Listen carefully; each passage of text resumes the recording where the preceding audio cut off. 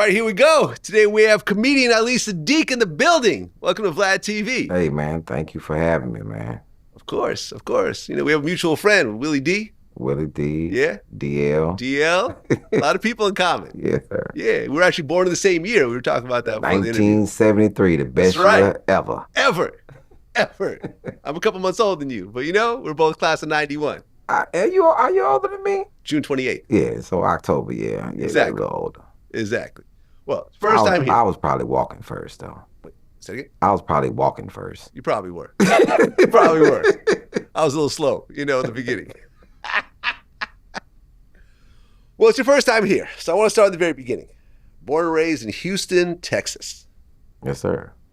Okay, so you grew up in the 3rd Ward? 3rd Ward and Southwest Side. Okay. And you have how many siblings?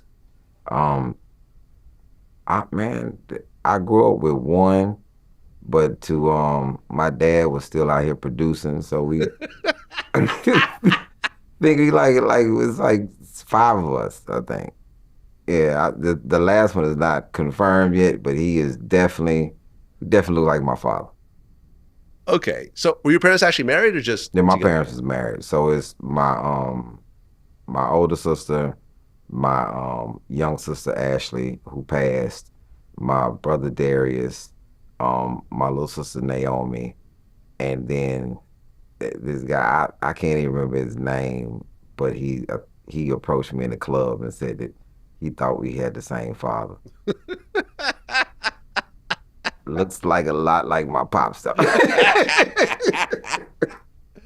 Okay, well, at one point your parents split up. Yeah. And you went to go live with your mother initially? Yeah, my mom initially. Okay, and you were living in the projects for a while, but not permanently. I don't even think it's the projects. It was just some apartments that wasn't ideal to our living condition. Okay. Yeah, they were called Willow Ridge Apartments. Mm. Yeah, and then from Willow Ridge Apartments, we lived in some apartments called Hillcroft Square, which is affectionately known as the Swamp. The Swamp. Yeah. Okay, so I was listening to your comedy special on the way here, and at one point you talked about how your dad ended up taking you to go live with him for a little while? No, I actually asked. My mom, Okay. he asked, and I jumped out there way too early. I was like, yo, I'll live with you. And my sister was like, no, I don't think that's a good idea. She's like, I've been knowing him longer. You might want to roll with what I'm saying. So I went to go live with my father that was not really prepared to be a pops. He wasn't there yet. Oh yeah, you went in on that special talking about living with your dad. You were saying how your mom would buy you name brand sneakers. Your dad would be at the grocery store and see some shoes and say, okay. Those are the shoes. Like, sometimes parents raise you like they were raised. My mom, all name brand canned goods and cereal. I'm like, Fruity O's? What the hell is Fruity O's? I'm used to, it had my cereal had a mascot. Grew up with the frog and the toucan. Like, my dad was like, yo, look, this bear. Like, what's this bear? Like, sugar. It wasn't Sugar Smacks. It was like some random bear. He didn't even look. He looked tattered. I was like, yo, man, this is not the cereal I'm used to. I think the funniest part of that special is you talk about how your dad woke you up at midnight and said, hey, man, I'm going out of town. And you're like, well, I got to go to school. So you're not going out of town. I'm going out of town. Yep, he was going to San Antonio. Okay. Which is like 2.5 hours away. I'm like, yo, you going out of town, fam? Man, he's like, man, you know how to get to school? Like, what do you mean? Like, I'm gone. Yeah, my dad was something. So he just ditched you and your sister and no, my sister wasn't there. Oh, she went back to the mom? She never went to my dad. Oh, like, it was just you? It was just me. Oh, okay. When I packed myself up and went to live with my dad, my sister was just looking at the door like, he'll be back. He'll be back. He won't last a week. And like, yeah, I lasted 4 years. Damn. So from what age to what age? From 10 to like mid 14, because then I went live back with my mom. Okay. Now, when your dad went out of town, your dad was selling drugs at one point? Yeah, my pops was selling pills and powder cocaine. And when he went out of town, he had you take over the operation at like 14, No, 13, 10. 10. That was the first year. That was the first year that I lived with him. He was like, "Yo, some people gonna come to this door. You know what the stuff is." I'm like, man, I never really knew what those pills were, and I never knew what was in that bag. And they would come, I would hand them. They would get the money first, close the door, and then hand them the stuff, which was, I guess it was standard operation. Yeah, Father of the Year. Here we go. Drug dealing wasn't. I kind of explained to people, dealing wasn't the same as what people see now. Because my pops never sold. It was no back then. 19. You got to think It's 83. 83, yeah. I'm 10. There's nobody smoking. This like, and these people were prominent people. These wasn't people that looked torn up. These were people who had jobs and were doing it because the pills were speed. Oh, okay. The pills were speed, and then the powder was powder cocaine. So he sold to like lawyers and people of that nature. It wasn't crack at that time. Right, because it was more expensive. It was. My dad lived in a nice. I still haven't seen to this day a townhouse that had these windows. My dad windows at least 40, 50 feet. Damn. Okay. It was a big. It was a when you come into it, and that was the back. The front was like panoramic in the front, where it was like a lot of windows because he had a lot of plants in his window. Speaker system, reel to reel. Big. He had the big house speakers in his house, stereo system. I think we were that was the first time I was introduced to cable. Hmm. You know, he had a floor model TV, a big one, and yeah, dealing was different then. It was like a classy man's situation. It wasn't the heroin era. It was the cane snorting era. So all the women looked great.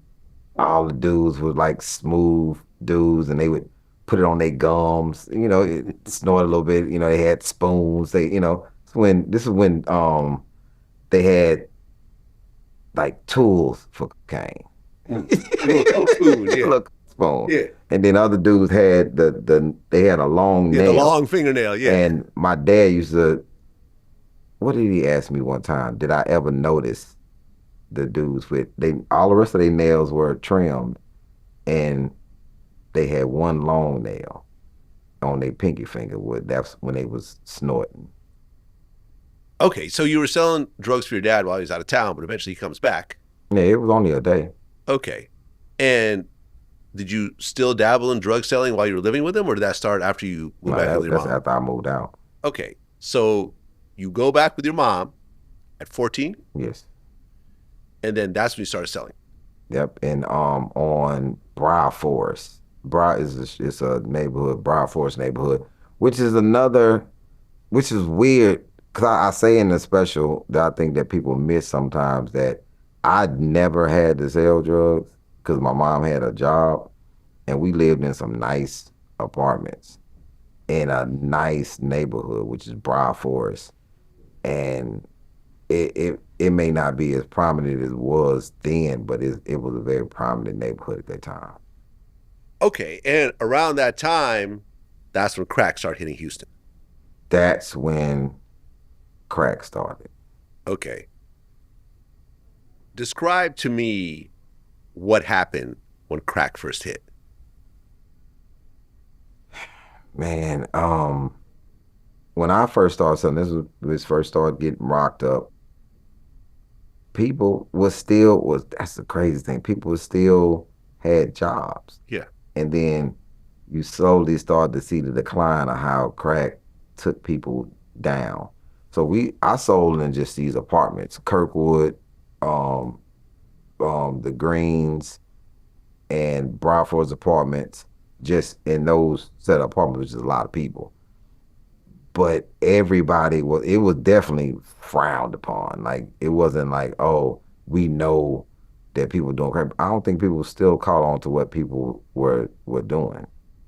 Yeah, I remember I interviewed Freeway Ricky Ross, who was, Yeah, I know. essentially I know. kingpin of West Coast crack, and he was saying how originally these were normal working people and I they don't were think he doing it. sold. I don't think he sold crack. I think he just distributed the kilos. And I talked to Ricky one time. It was mostly the powder. He was big weight. No, right. But I'm saying that he was giving it to people that were turning it into crack. So he got to see firsthand what was happening. He was saying how a lot of people still kept their jobs, and it was almost like a slow situation where you saw the decline, but it didn't happen in the first 6 months or whatever else. It took a couple of years Yeah, it took a for while. people to start falling apart.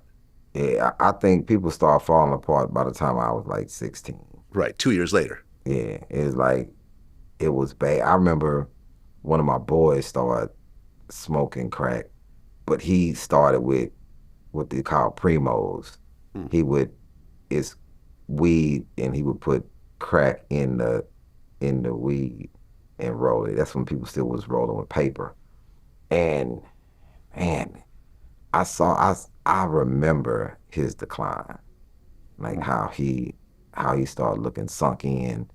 And like, when I got hit in the eye at 15 by this dude named Quincy, I say in the special that he still had his real man strength. Crack hadn't weakened him yet.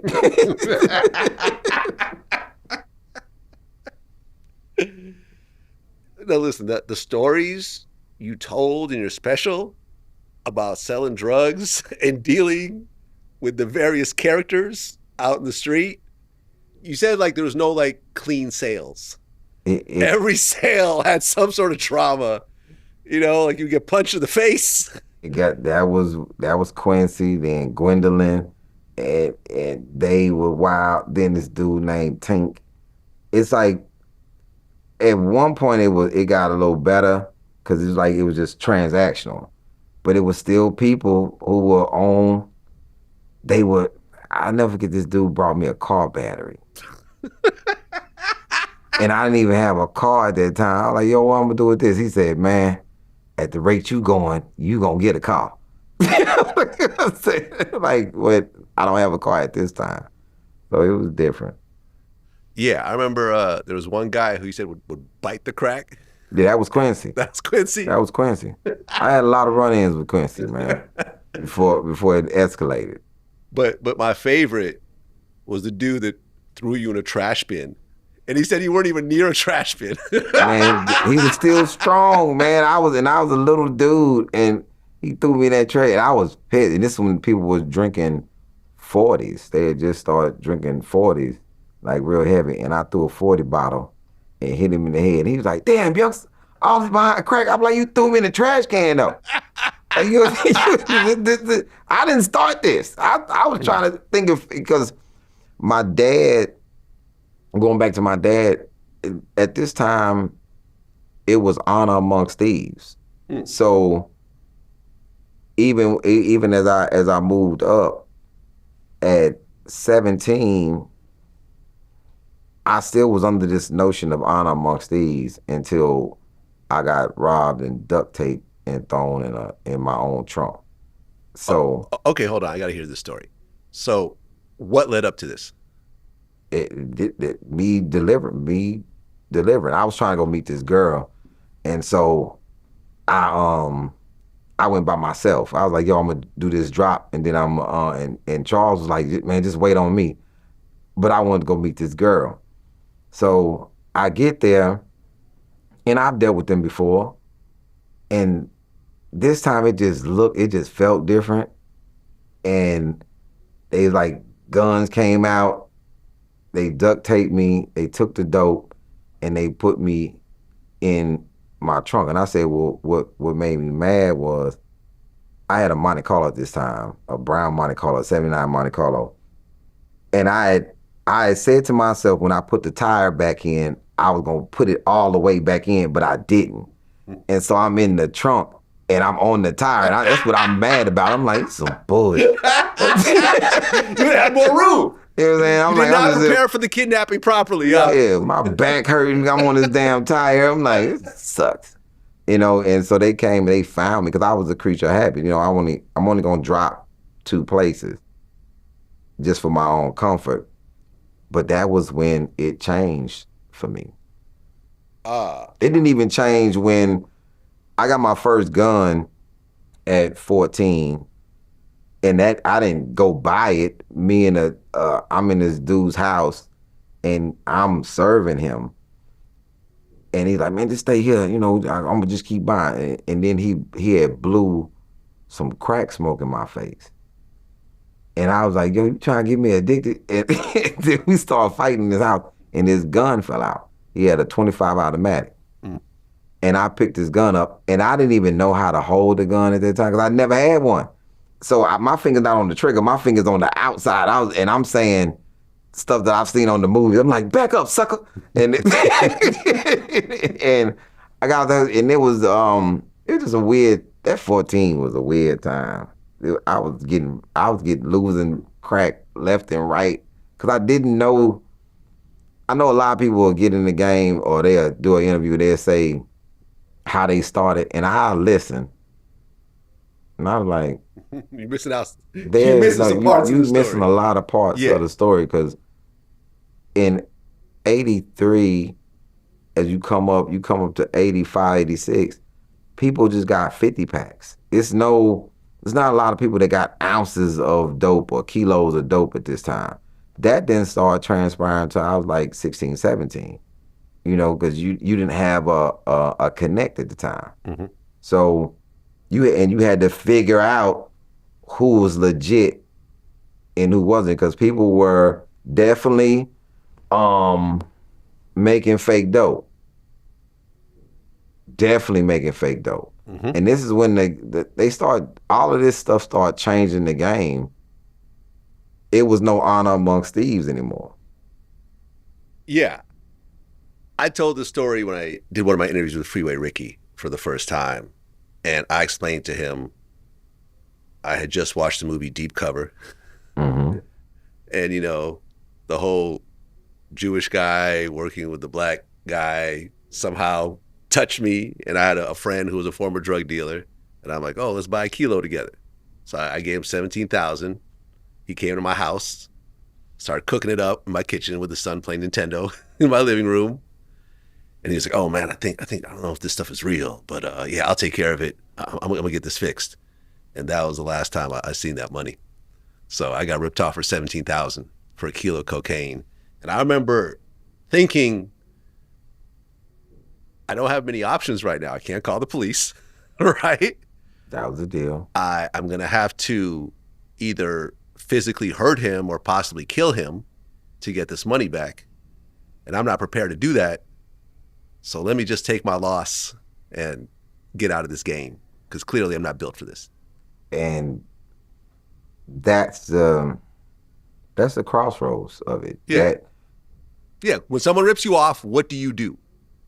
And I realized I'm not going to do anything. I'm just going to quit. And I was mad about this for so many years. I even ran into him and said, no, I'm going to pay you. Take my number down. I never paid me, right? And what Freeway told me that totally changed my perspective, he said, you do know if he didn't rip you off, you would have probably went to prison eventually. And I said, oh shit, I never thought about it that way. I spent $17,000 to stay out of prison. Right. My lawyer bills alone would have been way more than that. Right. And I probably would have gone to prison at the same time. And I've told the story on camera so many times, I think I've made probably triple that amount just talking about it. Yeah. So it actually kind of worked out in the long run, but I do understand how dirty this game is. The game is very dirty. It changed my, I always say that it stole my compassion and a little bit of my youth. And all of this is because at the time, 14, I'm not mentally strong enough to avoid or not want to be outside, so to speak. Mm-hmm. And my mom has a job. I don't want for nothing. I'm not doing this to take care of my family. Yeah. I'm outside and I'm considering these people the cool people. Mm. you know, and I had the same shoes because my mom would buy name brand shoes. I had the same shoes, but I think I had a lot of my pops in me. You know, Mm.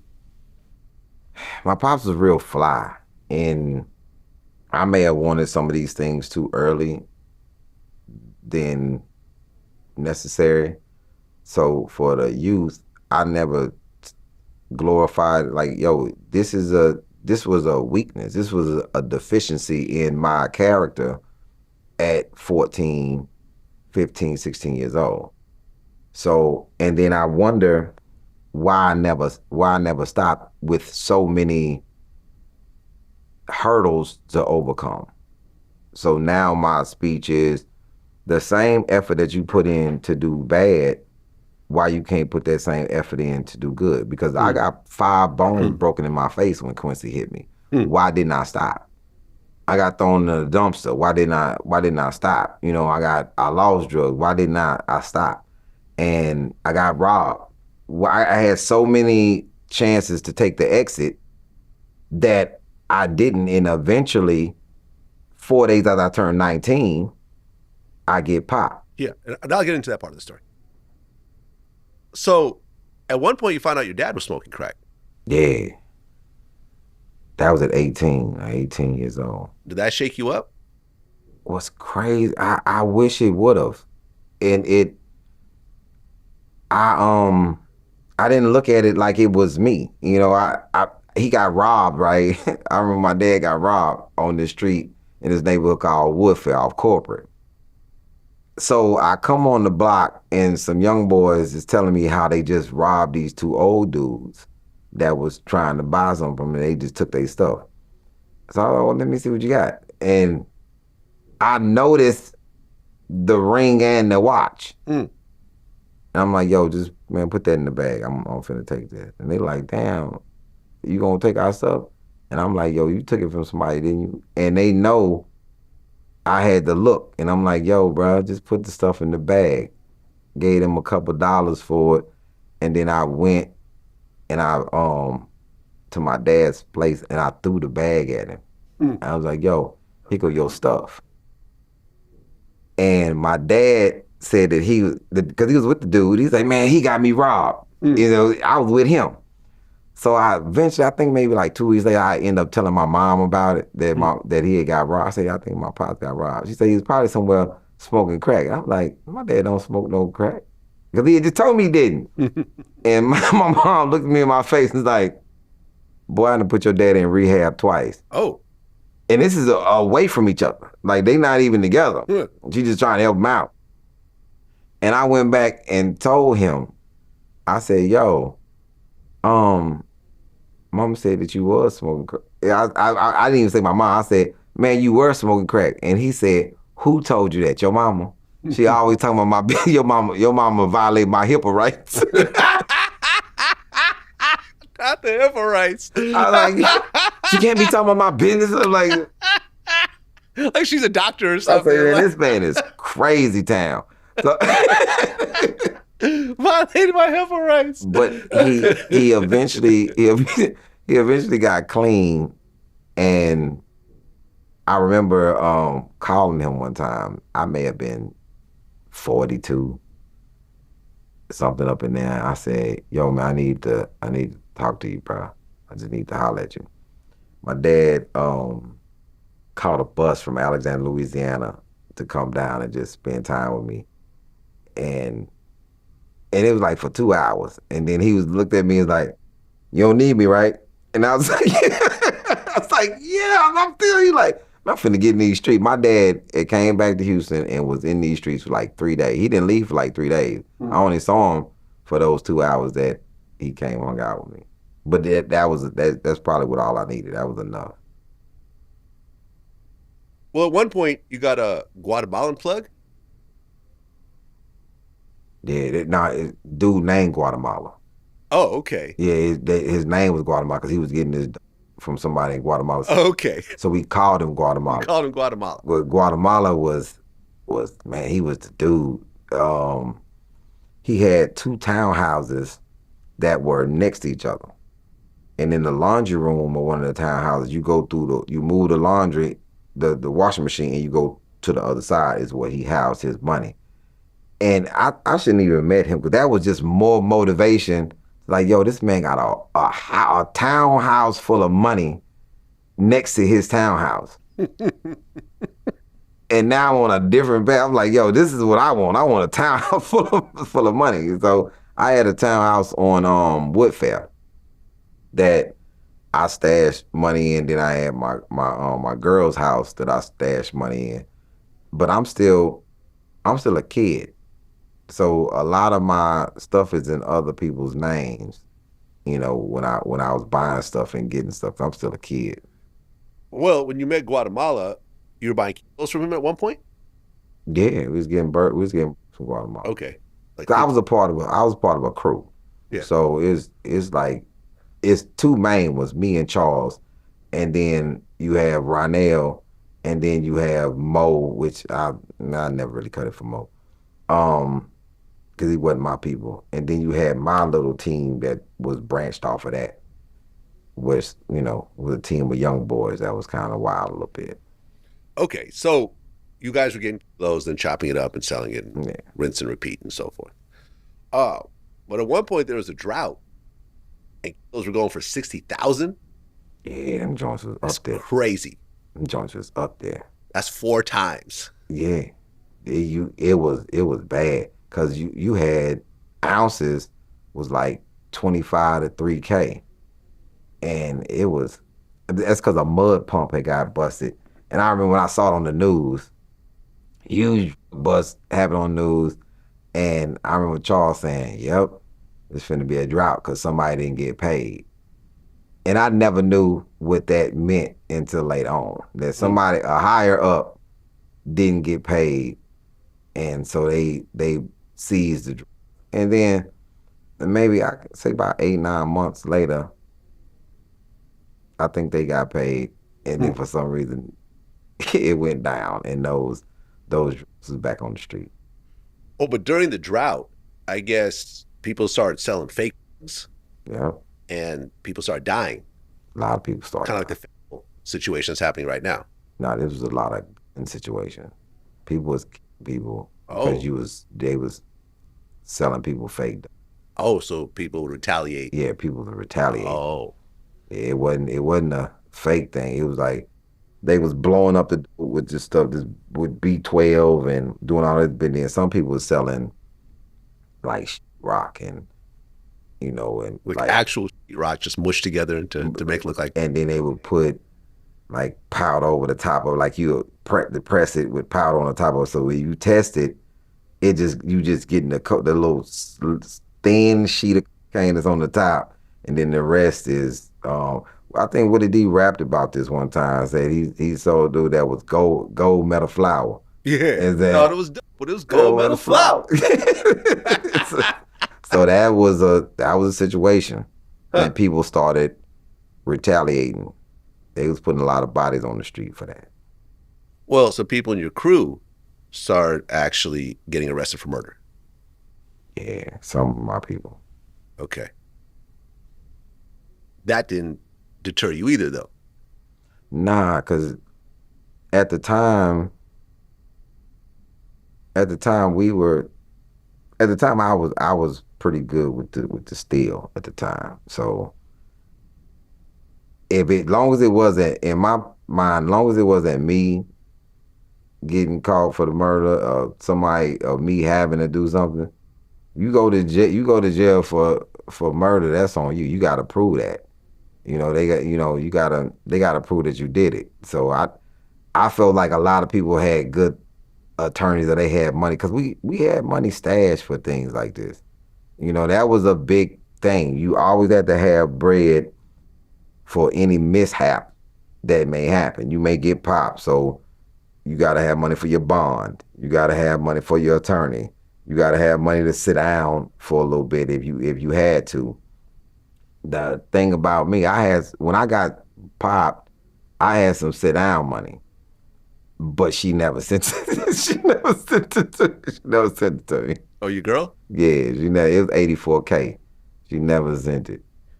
You hear the story all the time, right? Like Freeway talked about how, he had properties to other people's names and they're still in other people's names. He had money stashed aside and we needed it. We had bills and, next thing you know, that money's gone. What do you do about it? That's it. Especially when I came home, she thought I was gonna come after her about this money. But I had actually reverted back to my old self of I was a more gentle person. I didn't need no drug money. I didn't even want it. Well, you said that later on in life you'd run into guys that you had beef with and they never got over the situations. So would it turn into potentially dangerous situations later on? These beasts were dudes who had issues with me when I was in the streets, but I was my mindset was this. If you did not win then, there's no way for you to win now. It's no way. Now I'm a way more hardened person because I've been inside for 6 years. And I'm accustomed to really getting active if necessary. But I'm way more peaceful. You have to push me to that.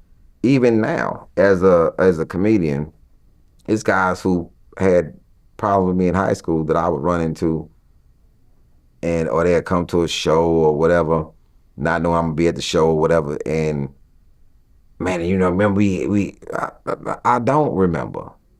But if you want to make me remember, and then I'm gonna make you remember how it was with me. People always say on the internet, "Oh, he act like he's so tough." I'm not so tough, but because I've never started a fight.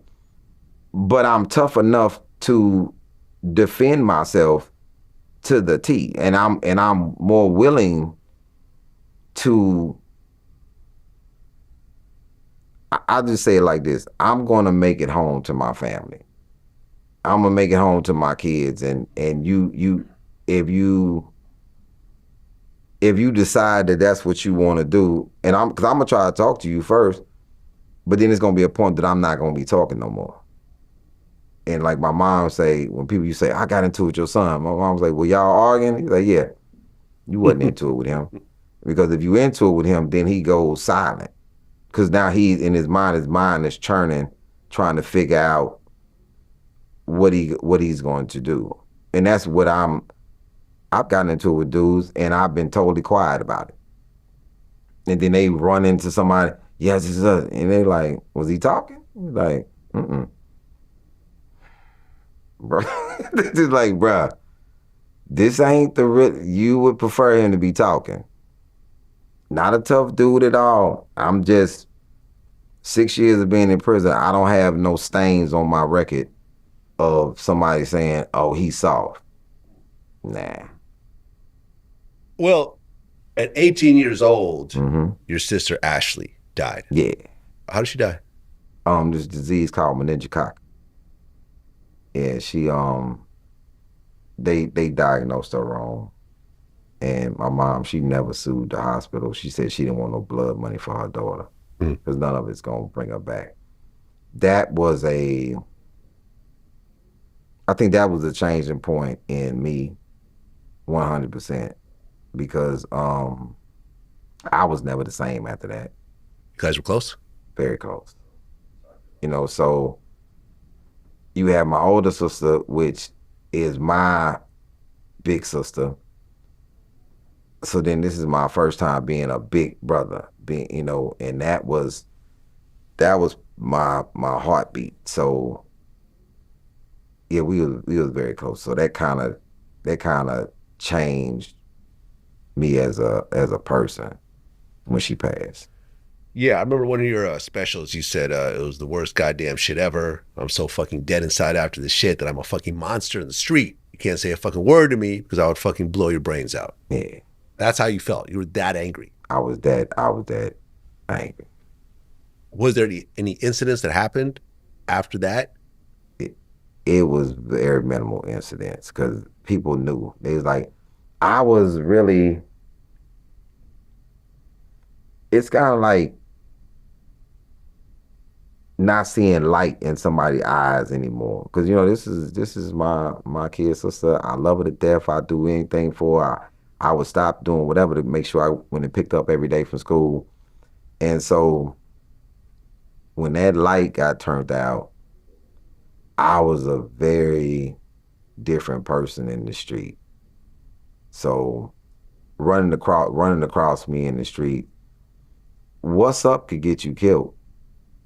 Like just saying what's up, like what's up, like, because I would take that shit wrong. I'm like, what you mean what's up? What's up with what? And it would just go left, like it should just go. It would, when I think back on it at times, it would just go left, and depending on how slick you talking, I'm not talking to you, because I don't really have anything that's leveling me out. I don't have any happiness. My sister was like my happiness. So now it's like kind of like, man, what's up? Like, what's up with it? Like, you must be trying to die. Well, keeping in mind that there's a statute of limitations, did you ever shoot somebody during that era? Not kill anybody. I don't want to know about that. I will not confirm nor deny. Okay. So there was potentially some shootings that happened. Yeah, it was some potential shootings that happened. Did you ever get shot yourself? I got grazed. Dude tried to shoot me in the stomach and graze me, and burnt me with the barrel because he was too close. We was inside, and and I felt that, but he didn't get off what he wanted to get off. I've been shot at. They didn't get off with it. I think I had a shield around me at some point, because it was times that people got right next to me got shot. And this is other things that the light bulb never went off in my head. Like, yo, man, just stop. just stop. You don't have to be out here. You don't. It's like, and I think sometimes people think that they have to be like, I was still in this I gotta prove something mindset. And I didn't, and what's crazy is when I look back at it, to who? It's not, what was I proving to people? My crew already knew I was rugged. People in my neighborhood already knew I was rugged. The people even shooting at me knew that I was rugged, because that's why you're shooting at me. You didn't get out and say, yo, give me the fair one. That's not what you asked for. You didn't, because I can fight. So who was I actually trying to prove this stuff to? I think I was trying to get some imaginary stripes on my arm. Okay, but you graduate high school, right? Mm-hmm. And then you go to Texas Southern University. Yeah. So you're a smart kid. Yeah. You're not just my mom's one of these smart crash dummies out here who are, low functioning and this is all they know how to do. You're a smart kid knowing what you're doing is wrong. You know what's crazy? You know how some people say, I was the first person to go to college in my family? You were the first one. I was the only person not to graduate. It's like my mom, my sister, my uncles, my aunts, my cousins. Your dad? Yeah, my dad he went to the school of hard knocks. My dad went to community college for a while, but he started a carrier service downtown Houston. Very smart dude. I was on one. When I look back, I was really tripping with myself. I was dating this rapper. You probably know her, I gotta say this because this where we at is called Sugar Hill.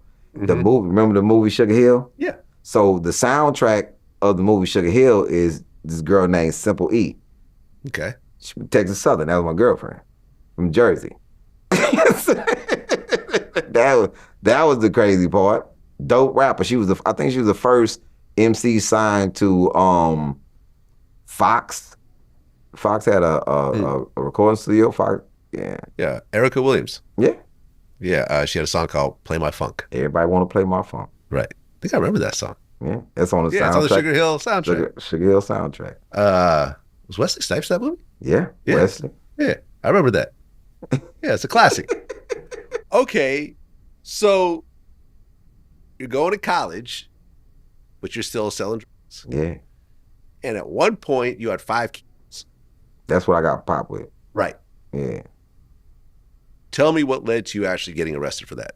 Mo led us to getting man, I never forget this. So it's Charles, me, Mo, we at the house and we getting ready to leave. And Charles used to call me the scary assassin. And it's because I didn't want to get caught doing whatever we was doing. We riding and we going to make this delivery and I'm just feeling it. I'm just feeling it. And my partner GT, his name is Brent. He's a rapper as well. Call him GT, gifted and talented. When I get ready to leave the house, I always took this black bag with me. That's what I would bring my money back in. And he said, "Hey man, I don't feel good about this one." And I was like, "Yo, I'll just be right back." So I leave, go do my business, and when we leaving, we in this Astra van, me and Mo, and Charles is in his Benz. But we got the, Charles has, and I'm supposed to count the money. We riding, and I'm seeing too many cops.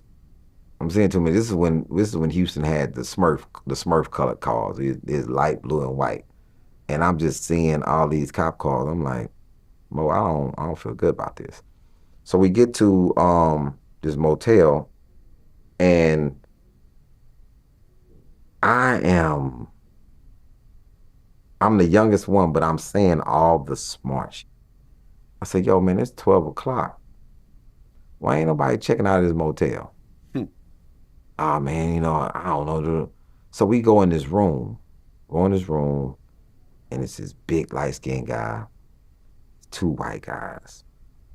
They supposed to be from New Orleans, and they coming to buy from us. And I asked to use the bathroom. They's like, "Their bathroom not working." But I ain't said nobody coming to fix it, nothing. Okay, cool. So I sit down, and I'm at the table, and they pull out the money. The first thing I asked, I said, "Well, why all this money in hundreds and fifties?" And then the next question I asked was, I'm going through the money, and I said, "What's these numbers?" I said, just like, "What's these numbers on the money?" They're like, "Oh, this bank number, this is from the Franklin Bank." Franklin is 1301 Franklin, is the county jail. But they said they just got back, they from New Orleans, and they got it from the Franklin Bank in New Orleans. I just came back from New Orleans. I ain't seen no damn Franklin Bank. So I put the money back in the bag, and I knocked on the table 3 times, which is our sign that this is not a good deal. So go outside, and I tell Mo to his face, I say, "Yo, Mo, when you go talk to Charles, tell him don't bring the dog to this parking lot because this is the police." Mo was like, "Man," I said, "Mo, this is the police, man." I said, "I'm gonna back the truck up, and when you come back, we gonna drive off." I'm backing the Astra van up. I'm sitting there, and I see Charles's Benz pull into this parking lot. So I put this gun that's not mine in this compartment that's in the Astra van in the back. We don't have no drugs in the car, so I'm thinking, okay, we may be able to, I may can skate on this if I just drive off. I never forget this whole, so the guy who set us up had a hole in his jaw, like he got shot or something. He had a hole in his jaw. And so the trunk, Charles get out with him because he's too far for me to even say anything. So when he opens the trunk, I never forget this. The dude took his hat off like this. Like he was like, wow, look at all this dope. And man, like this room right now has 3 people in it. Just imagine 60 people being in this room as soon as that hat come off. Police. The feds come out of everywhere. The cleaning people who were on the thing, out of all the cars that was and it was crazy. So I ran through the Astor van and jumped over this fence. I opened the door, then jumped over this fence. And I'm running through this field, and I'm thinking they didn't see me. Shit, they saw me. So they chasing me. Charles in a high-speed chase. They caught Mo. They caught Kevin and Psycho and this lady named Vanessa. And what's crazy, one of the other guys that's with us, which is Vanessa's cousin, yeah, I think if that's her name, his name is Lowlife from the Fifth Ward Boys. Okay. Yeah. The rap group. Yeah. You know what I'm saying? He gets caught up in this with us. That was a terrible day. I mean, leading up to the situation, have you been arrested before? No. Oh, it was your first time? Well, let me say yes, but that was some nonsense that it wasn't even me. I was on deferred probation because this dude named Brian, raggedy ass Brian, snatching purses and using people's credit cards. Fucking bum. Who does this? And this is a damn rich kid that's light skinned, snatching purses, snatched his lady purse, used the credit card and bought Jordans, and I got a pair of Jordans. I'm not even snatching no damn purses, but he's going in hair salons, snatching the purses. Fucking stooge, man. So me and my boy Michael Vian, we get arrested because we got Joey in there in the store at the Foot Locker with the credit. I'm like, man, I ain't want none of this shit. But I got on probation for that. But I'm getting off of this because it wasn't even my thing. So I'm on probation. When we get busted here, this is my time my first time ever spending time in jail, in the county. Okay, but that was a slap on the wrist, essentially. Yeah. This is the real deal. This is the real situation. Because this deal you were trying to make was like $92,000? Yeah. A lot of money. 92 grand. 92 grand, especially back then. That's like maybe $200,000-$300,000 today's dollars. Okay, so now you're arrested by the feds. You got a Fed case. It's not a state case. Not a state case. It's a Fed case. And how I found that out was, remember I couldn't go in the bathroom? They're in the bathroom, and when they brought me back in the thing, I'm in the bathroom, and they got me sitting on the toilet, and this little bitty dude, man, big beard, he asking me about who's in the car. I'm like, I don't know. And he grabbed me, and this is what my mom used to do too. My mom used to grab you and then punch you back. Like she'll pull you forward and punch you back. He pulled me forward and boom, I'm not the police, I'm not a sheriff, I'm the motherfucking feds. You going, my lip bleeding, and I'm like, I still don't know who's in the car. But that's how I knew it was a Fed case, because he knocked shit out of me. He's like, yo, man, this is a Fed, you arrested by the feds. So that carried a lot of weight to me. I'm like, this is the feds. This is not the local police. 98% conviction rate. 98% conviction. Right, you're not getting off. Yeah. Especially with all the evidence they have in this particular situation. They had, so we was at this sugar mill in this club by the sugar mill in Sugarland. Kevin owned this club. They had me talking to my girlfriend on the phone because she had paged me. I called from the phone in the club. They had everything. That's how they knew where we stayed. That's how I was seeing so many police from the beginning, because they knew it. Like, man, they sucked. Feds don't even know. When the feds come get you, it's not by accident. And they wasn't really after us.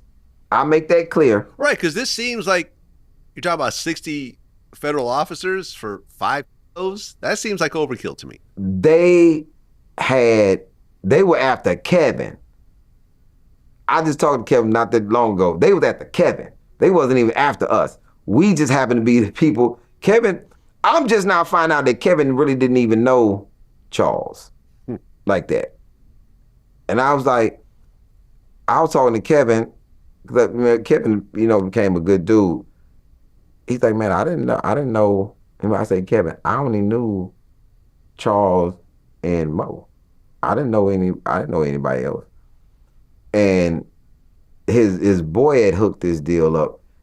Man, we got busted because of the dude trying to get some money. We got set up because of the dude trying to get some money. And Kevin was like, man, I ain't even need to do this. I was trying to help somebody out. And I'm like, I wasn't even supposed to be there, Kevin, on the real. Because I said this was my last go round. Because I was getting out. But isn't that what everyone says when they get busted? Freeway Ricky was doing, last time, Boston George. I interviewed the real Boston George. It's my last deal. I do this and I'm out. Everyone always says that, but I feel like they don't really mean it. Yeah, man, I meant it. That's why the movie Blow, man, I watched Blow with Johnny Depp. Yeah. And at the end, man, I was just sobbing. Oh, you were crying from the movie. Because I was like, damn, this is me. I was done. Why did I need to do this last anything? I got 84 grand. Like, how much more money was I gonna make with this dick? I was coming to help as assistant. I wasn't, out of 92 grand, I was gonna give what, 20? I got 84. And I got other bread, other places. Like, man, how much more money did I think that I needed with this? Sometimes when you look back at it and you really remorseful for the things that you did, like, and then I'm even remorseful for the fact that I was even selling. I'm, for lack of better words, man, I'm f***ing up my community for what? And it's not like, once again, it's not like I had to sell. My mom had a damn job. My mom was she working for this place called Ferranti Computers. My mom was building mainframe computers. This is an intelligent woman. Like, man, I'm doing bullshit, embarrassing my family for nothing. Yeah. Man, I know my mom was sick, man, just to even say that I was incarcerated. My sister was in the Navy at the time. Like, your little brother locked up. My aunt, registered nurses. My uncle, a congressperson. Like, man, I'm fucking up the name of my family, trying to get honor in the streets when I'm not honoring my family name. It's just, when I look back at it, and when you really was in the streets, you become remorseful about the things that you were doing. Like, when I listen to people and they still be glorifying and shit, I'm like, you really wasn't in the streets like that. Because if you see what it did to people and what it did to communities and what it did to you, like, I was a gentle, soft-hearted young man that decided to forego my childhood to do something nefarious in the streets for no apparent reason. Okay, so now you're arrested by the feds. Yeah. How much time were you originally facing? 15. 15 years. Yeah. Okay. Plea deal? Yeah, I plead out. Okay, you weren't trying to go to court. So what I'm saying is, if you went to court and blew trial, oh shit! How much were you facing? I remember. I remember first going to court. They had dropped the Fed charges on us and made us state. Which is better. Which is worse. Worse? Why? Yeah, cause man, when I went into the state, I thought it was better. The lady said, I'll never get this. I'm sitting with my first attorney. And that lady said, I recommend 99 years. And I said, God damn. I said in court, bitch, who you think you called? Wait, so this is the DA saying that? Yes. 99 years. 99 years. And I was like, and I couldn't, I'm like, what you think you called? So you called her a bitch right there in court.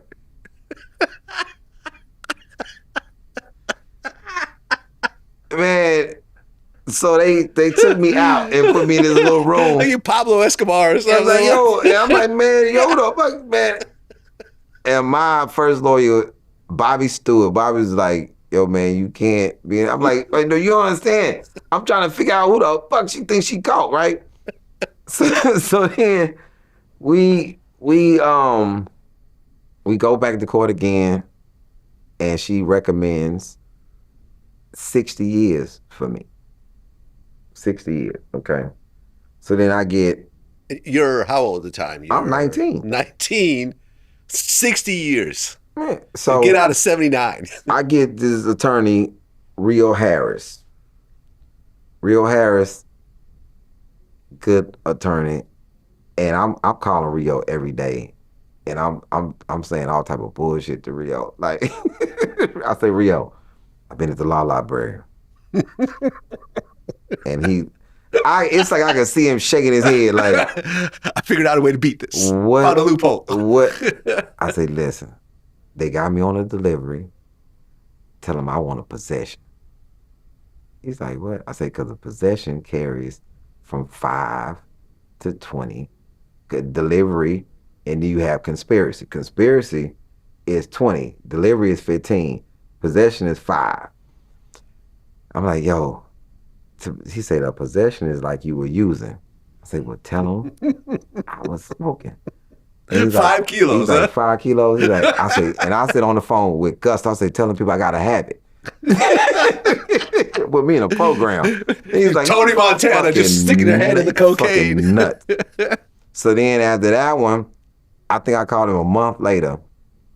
And I said, yo, I just read in the paper, my judge was named Woody Denson.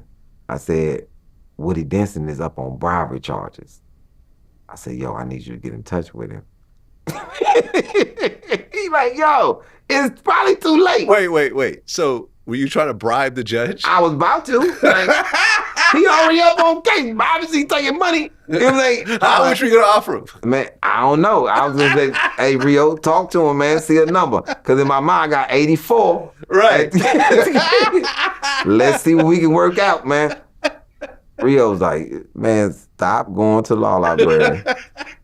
Don't call me with this shit no more. Like, and Rio ended up, because I was on probation, they had 10 years for that, and then 15 for the delivery case. So how the case went was, whoever copped first was gonna get the least amount of time. Okay. And they're starting at 15, and they're going up. So I copped first, away from everybody else. I ain't telling on nobody. I'm just like, yo, man, I'm guilty. Give me the 15. Let me roll. And they gonna run it concurrent with my 10. So I'm just doing 15. Everybody, it went up to 45, I think. It went up to 45 years. Everybody, it went up 5 years for everybody. So your last co-defendant got 45 years. Mm-hmm. Damn. Wow. Yeah. Okay. But they were already convicted felons. You know, they had already had records. So I copped for the 15 because I wanted to take, because this is what they told me. Because it's state, right? You get 15, probably do 18 to 21 months. And then you get, because they get 2 for 1. Wait. You're saying you get a 15-year sentence and you get out in less than 2 years? Yeah. That's crazy. 2 to 1. 2 to 1 doesn't add up to 15. So they, plus, because you don't do the whole 15. They're going to let you out on parole, on mandatory supervision. Huh. You know what I'm Okay. saying? So you're gonna get 2 to 15. You're gonna get for every month you do, you get 2 months. So that's 3 months, and hey man, you home in 18 to 21 months, because that's how it was going back then in the early 90s. So I get caught up in, this is when I learned this. I'm on Torres unit in San Antonio. I'm in this prison. And this old head set me down and he said, hey, you ought to tell your people to vote for Ann Richards. Because Ann Richards is the governor at the time. So I said, why? Because if Ann Richards win, it's her last term. She can't run no more. I said, man, she ain't gonna be putting money into no damn prison. They gonna be just housing money, doing what they do. And she's running up against Bush Jr., George Bush Jr. When anybody comes into office, the first thing they say, they gonna get tough on crime. So nobody's going home. So Bush wins, and the next thing I get is a 2-year serve off. I'm like, what? That's for people who like doing bad things down there. You not learning your lesson. I get served off for 2 years, and this is after I had already served like 3.5 years, something up in there. So I get this 2-year serve off where they don't even, and this is when they don't even bring you up for parole. For 2 years, they not even bring you up for parole, and it's still not guaranteed that you get parole, because parole is not mandatory. It's the gift, basically. So I end up doing 2.5 more years because I got that serve off because Bush won in office. That's how I ended up coming home in 1997. Well, while you're serving your sentence, it ended up being 6 years total, right? Mm-hmm. There was a situation with the CEO named Mitchell. Yeah. Right. On Bill Clemens' unit. And at one point, you were going to kill Mitchell. For sure. With a knife, right? Yeah, for sure. And this was because he forced you into doing a strip search? Yeah. It was very weird. It's one of those things, like, because everybody like you on the unit and you move a certain way, he has to be the one to show resistance. And it would probably been all right if he would have strip searched me in private, because I've been strip searched before. They even tore my cell up before. That's very early on when I was it's a difference between being an inmate and being a convict. It's like you're an upper statesman, you know how to move. So my first 2 years, I was a wild man. I was fighting and doing all the rest of the prison shit. Then I changed. So now I'm an older statesman, and I just know how to move. And I'm on this maximum security unit, Bill Clemens unit, and I'm pretty solid on this unit. I call a couple shots here and there. I'm pretty solid with everybody, even the officers. I'm pretty good. Officers really don't bother me because I'm just doing my time. I'm coming back from necessities, and he's like, pulled me over and like, yo, I'm gonna strip search you. I'm like, for what? And it was never no clear reason, like, you under suspicion that I'm transporting something or I'm doing something, but I'm a SSI. Anyway. And I asked him, I'm like, yo, man, like, what's the deal with you?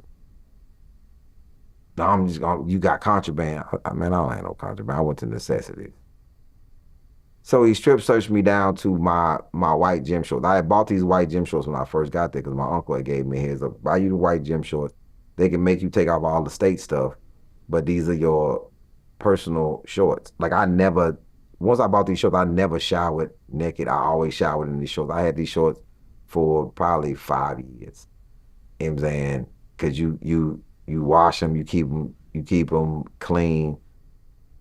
Wait, was there a reason why you didn't want to be naked?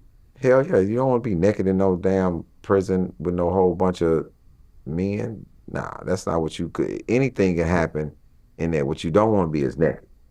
Okay. I That's mean, for were there sure. like rapes going on and stuff like that? It wasn't. If it was it if it was or wasn't happening to me. Okay. So Fair enough. that's this is just a code that my uncle had been locked up in the 80s. So he giving me the game from the 80s. I never really in the 90s, I never really witnessed or heard about no rapes because there was so many gay guys in there that you didn't have to rape nobody. They would just, you just get one of the gay guys. And Now, listen, I've always said this. I watched the movie American Me, mhm. and that rape scene in prison made me say, I'm never going to prison. I didn't realize this was happening, but when I saw it in that movie, I said, I'm never going to prison. And I never did because of that movie. I think that was That was California. It was the Mexican Mafia. I don't know if things the were Mexican different. Mafia is here too, big. Oh, yeah, right, because Texas, of Texas, course. Yeah, Texas. of course. We are actually the most violent prison in the United States, Really? for sure, Huh. 100%. You know why? And I explained this to people one time. You've seen California prisons on TV, seen New York prisons on TV, Chicago on TV. You've never seen a Texas prison on TV. Because they never let cameras in there. Never will let cameras in there. Okay. You'll never see what goes on in a Texas prison. Huh. This Okay. is the most violent. This is like third world country violence. So you have not just Mexican Mafia, you got Texas Syndicate, you got Aztecas, you got Mexico, you have the UA, then you have 3 branches of Aryan Nation, then you have several black gangs. This is the survival rate in a Texas prison is insane. To survive it,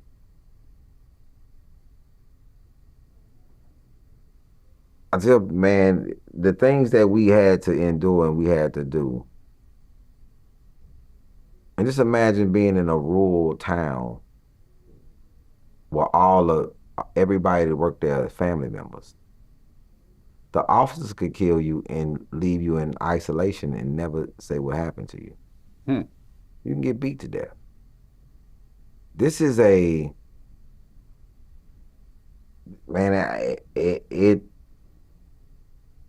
tell people to come out of there, not be gay, not get raped, not be on medication, and to be sane. Hmm. You have really accomplished something. Okay. So You really the CO Mitchell tried to strip search you. Well, he did strip search. he did strip search. So then you got a knife. In the vestibule area, which was the problem. It's a high traffic area. So everyone got to see you, basically. Yeah. Okay. And that bothered you. 8 building. That bothered you to the point where you got a knife and planned to kill him. For 4 months. I didn't say a word. I plotted to kill this man for 4 months. Okay. Did you think you were going to get away with it? Or you I didn't wasn't- care? I didn't care. It wasn't. It was that serious? One strip search? It was that. Spend the rest of your life in prison. It was that goddamn serious. Okay. I wrote my mom this cryptic ass letter, and she was like, she wrote me and was like, don't, just be easy, and I couldn't, cause I don't think people understand. So with that story, mass majority of people who like that story are elderly women. That's who come up to me a lot and say, you should have killed him. They say that in the airport. Okay. And I had to really think about why this resonates with them so much. A lot of women, and too many women in this country, have been violated and never got any get back by some man that used his power to violate them.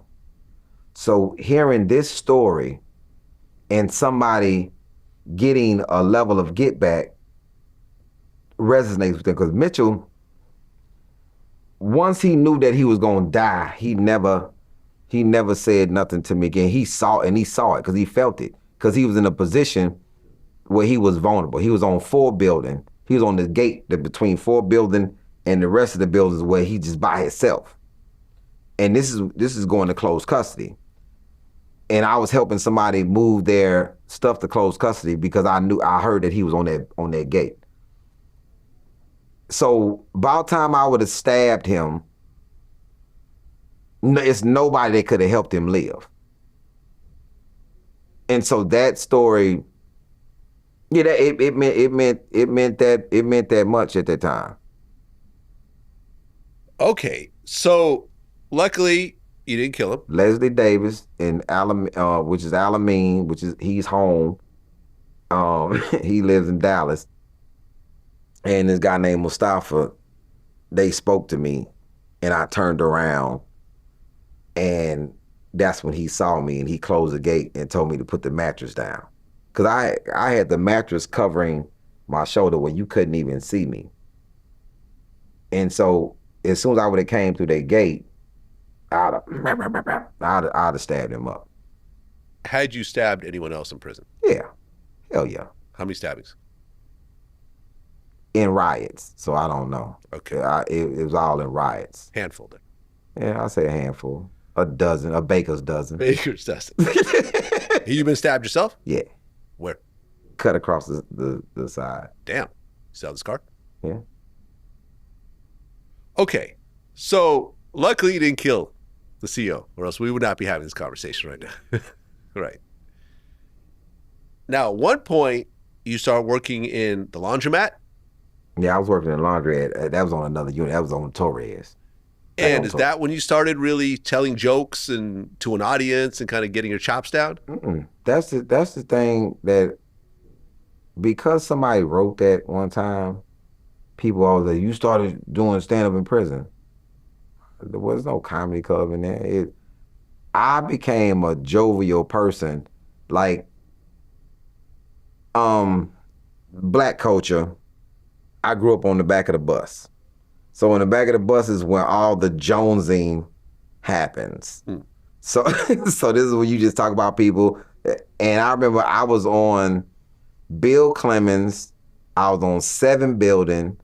The second row was the first time I ever said anything funny. Cause I opened it was a Saturday. The doors rolled and I came out and everybody's in the day room. And I said, hey, I don't know what y'all looking sad for. Ain't nobody going home today. You might as well enjoy it. And I slammed the door. And from that day forward, I would just say jovial stuff and just in conversation. And if people was tripping that day, say if somebody get into a fight, I'm being a sarcastic ass. I'm like, yo, y'all about to fight? It's high tension. I'm like this. Y'all about to fight? Okay. Who's willing to lose this fight twice? Like, what the fuck is Ali talking about? I'm like, no. I just want to explain. Okay, one of y'all gonna lose this fight, and then the COs are gonna come in and fuck both of y'all up. So somebody gotta be willing to lose this fight twice. And they was like, yo, this is like an asshole. Like, no, I'm just okay. All right, I'm gonna stop talking. And that was the gist of how I would be the whole time. Like after like the 2 years of me tripping, I just became the sarcastic voice of reason. Like, yo, and if you couldn't do something, the people knew I hated the Cowboys. So I can't wait to game day. I'm doing all type of wild shit.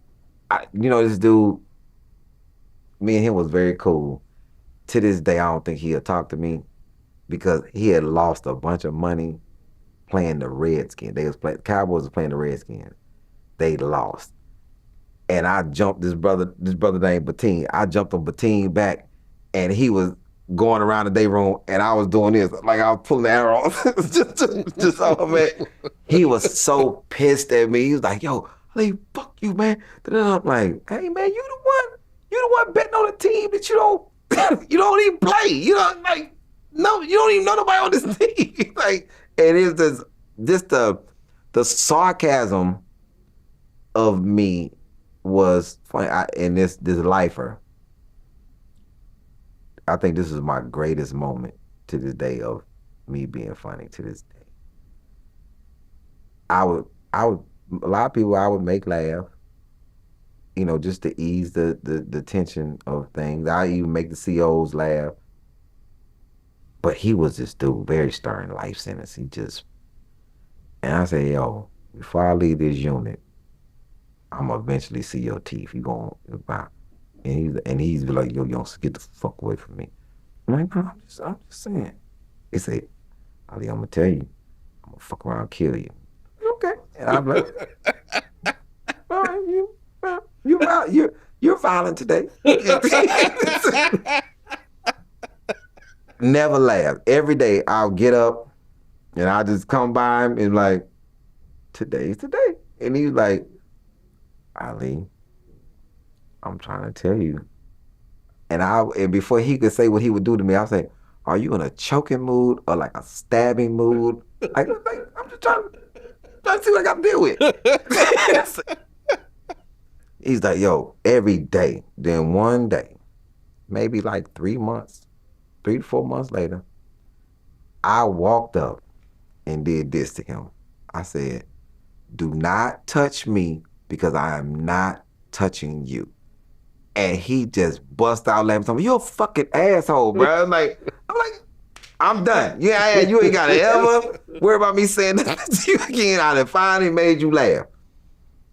But what's crazy,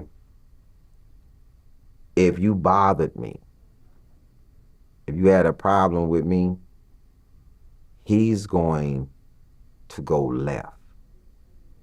Because it was like, he told me that I reminded him of his kid brother. And he said he used to make him mad at first because he's never going to get those opportunities back. He said, but you were so persistent in trying to bring joy to me. He said, man, I'll never let nobody in here bother you. And those are the things that I relish in, how much sense I would try to make for people or how much joy I would try to bring. And then I said it. This dude named, I called him Big Hand Rick because he had some huge hands. And Rick, bruh, if you talk about somebody who would just be bothering somebody, I could be on the whole other side of the room and I'll just say, come on, Rick, all that touching. And he'd be like, what? Big hand ass. And I'm so far away from Rick. He's like, yo, man, you gotta stop this shit, dog. I'm like, I'm just saying, you fucking grabbing all on me and shit. I'm just like, he's like, Rick's like, yo, man, this is an ass, bro. And so I had said it one time. Rick had asked me, he said, man, what you gonna do once you get out of here? I say, Rick, it's really not guaranteed that I'm going home, but I get out of here, man, I think I'm gonna try my hand at being a comedian. And he was like,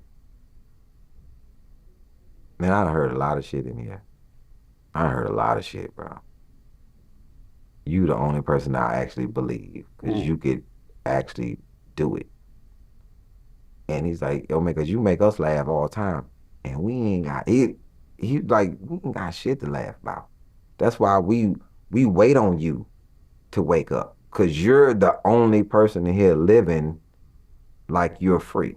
Because it just turned. It wasn't no conversation with nobody. It's like it just turned in my head like I'm already here. I'm not gonna be in here hardening myself for the world. So if I do get out, I don't want to be some villain looking type dude or nothing like that. Man, I want to be able to go out, and I never got institutionalized. I never said the word boss because that's what they call COs. And the reason why I didn't do that, because I saw that on Cops before I ever went in. He said, you know how they do the side thing? He's like, I know he's been to jail because he referred to me as boss. And this white guy told his other white boss, and so I never wanted that lingo. I never responded to child time. It was just a lot of prison shit that I never got into because I didn't want to become some hardened person. And some of the shit happened anyway. Like, Stabbings. yeah, that was early on. That was all the first 2 years. But like I still, to this day, I've been out 27 years, going on 28. I still don't go to the restroom without turning on the water because I have to hear some type of noise. Huh. Because the prison is loud, and it's just a thing that happens. Like you could be, especially if you're in a dormitory. I eventually became a trustee. I'm in a dormitory and I'm sitting on the toilet. It'd be dudes in the shower. It'd be dudes gambling in the shower. And that was the weird thing. Somebody could be taking a shower on one side, and then it's like 4 or 5 dudes gambling on the other side, and then you on the toilet with your towel over you reading the book, and somebody come in while you on the toilet. Hey, we got next on the court. You gonna play? And you like, I'm on the Taking a shit. I'm on the toilet. I see what you're doing, but are you gonna play? There's no level of privacy whatsoever. It's no level of privacy. So Yeah. it's like a fucking gym in here while you in there, and you like, so the way you do it, one pants leg out, keep your feet towel over you, and you have a book or you have something, because you what you can't do is just pull your pants down and have both your feet trapped in like that. Because if something jump off, You don't have time to pull up your pants. you're vulnerable. So you gotta at least have one foot out to be able to be ready for action. This almost reminds me of a story. One of my regular guests on the show, 1090 Jake, he's this white kid that did a bunch of prison time. And I asked him the worst shit he ever experienced while locked up. He said there was a situation where I think it was like a transfer. They were transferring some prisoners or whatever. And it was like a white kid that was like there with mostly black inmates. The white kid goes to the bathroom to take a shit. One of the other inmates goes into a stall and said, "Don't even wipe. Bend over or I'm going to stab you." You get stabbed at that point. Yeah. If you're a dog, you get stabbed at that point, and you fight your way out of that. Well, he comes in with a knife. You know what I'm saying? Yeah. Even if somebody comes in with a knife. Yeah. That's I don't think that people understand what's better. If that would have happened to me, I remember a dude whistled at me on transit. Gay dude? Mm-hmm. Obviously, anybody you whistle at me, and I couldn't wait. Even though he's not I'm on Darrington, he's not even on the same side with me. I'm in transit. I'm not even assigned to this unit yet. I could not wait to get to him to bust his shit up. I couldn't wait. I couldn't even eat my food. That angry. Oh yeah, because it's the situations that, and you gotta have it in you. You can't, the level of having it in you goes beyond. Like I've done some things in there that if I was in the streets, man, I would let you make it. But this is a different place. And you cannot, if you called me out my name in prison, like the words out your mouth uttered, bitch ass motherfucker, that's a fucking death sentence. It's a death sentence. And I'm looking to fuck you up back. I'm looking to yo, man, you got to get the fuck out of here. And people who know, like, yo, this little motherfucker ain't finna let you make it at all. I'm not. I don't give a damn if you stay on another block or whatever the situation is. Because I cannot, Vlad, I don't think you understand the level of I cannot let you fucking make it. Because now it's continuous. But the other thing is this, like my boy White Dog. I remember these dudes was saying he's on the other side of the unit. And I got word that they was talking about raping White Dog, and he came to rec and he told me that they was talking about raping him. And I said, who? Because I had met him in the county. So I went to the dudes who was talking about raping him. I said, so what you trying to do is make a man a girl when there's other people in here that do that voluntarily? So this is the call on my children. You put your motherfucking hands on that white boy, you will never see the fucking world. And it's enough of us to make sure of it. This is not White Dog the rapper. No, this is White Dog, my boy that's in there. So I go to Assistant Warden Mendoza and I get him transferred on the other side of the unit. Yo, man, I think this is the thing, right?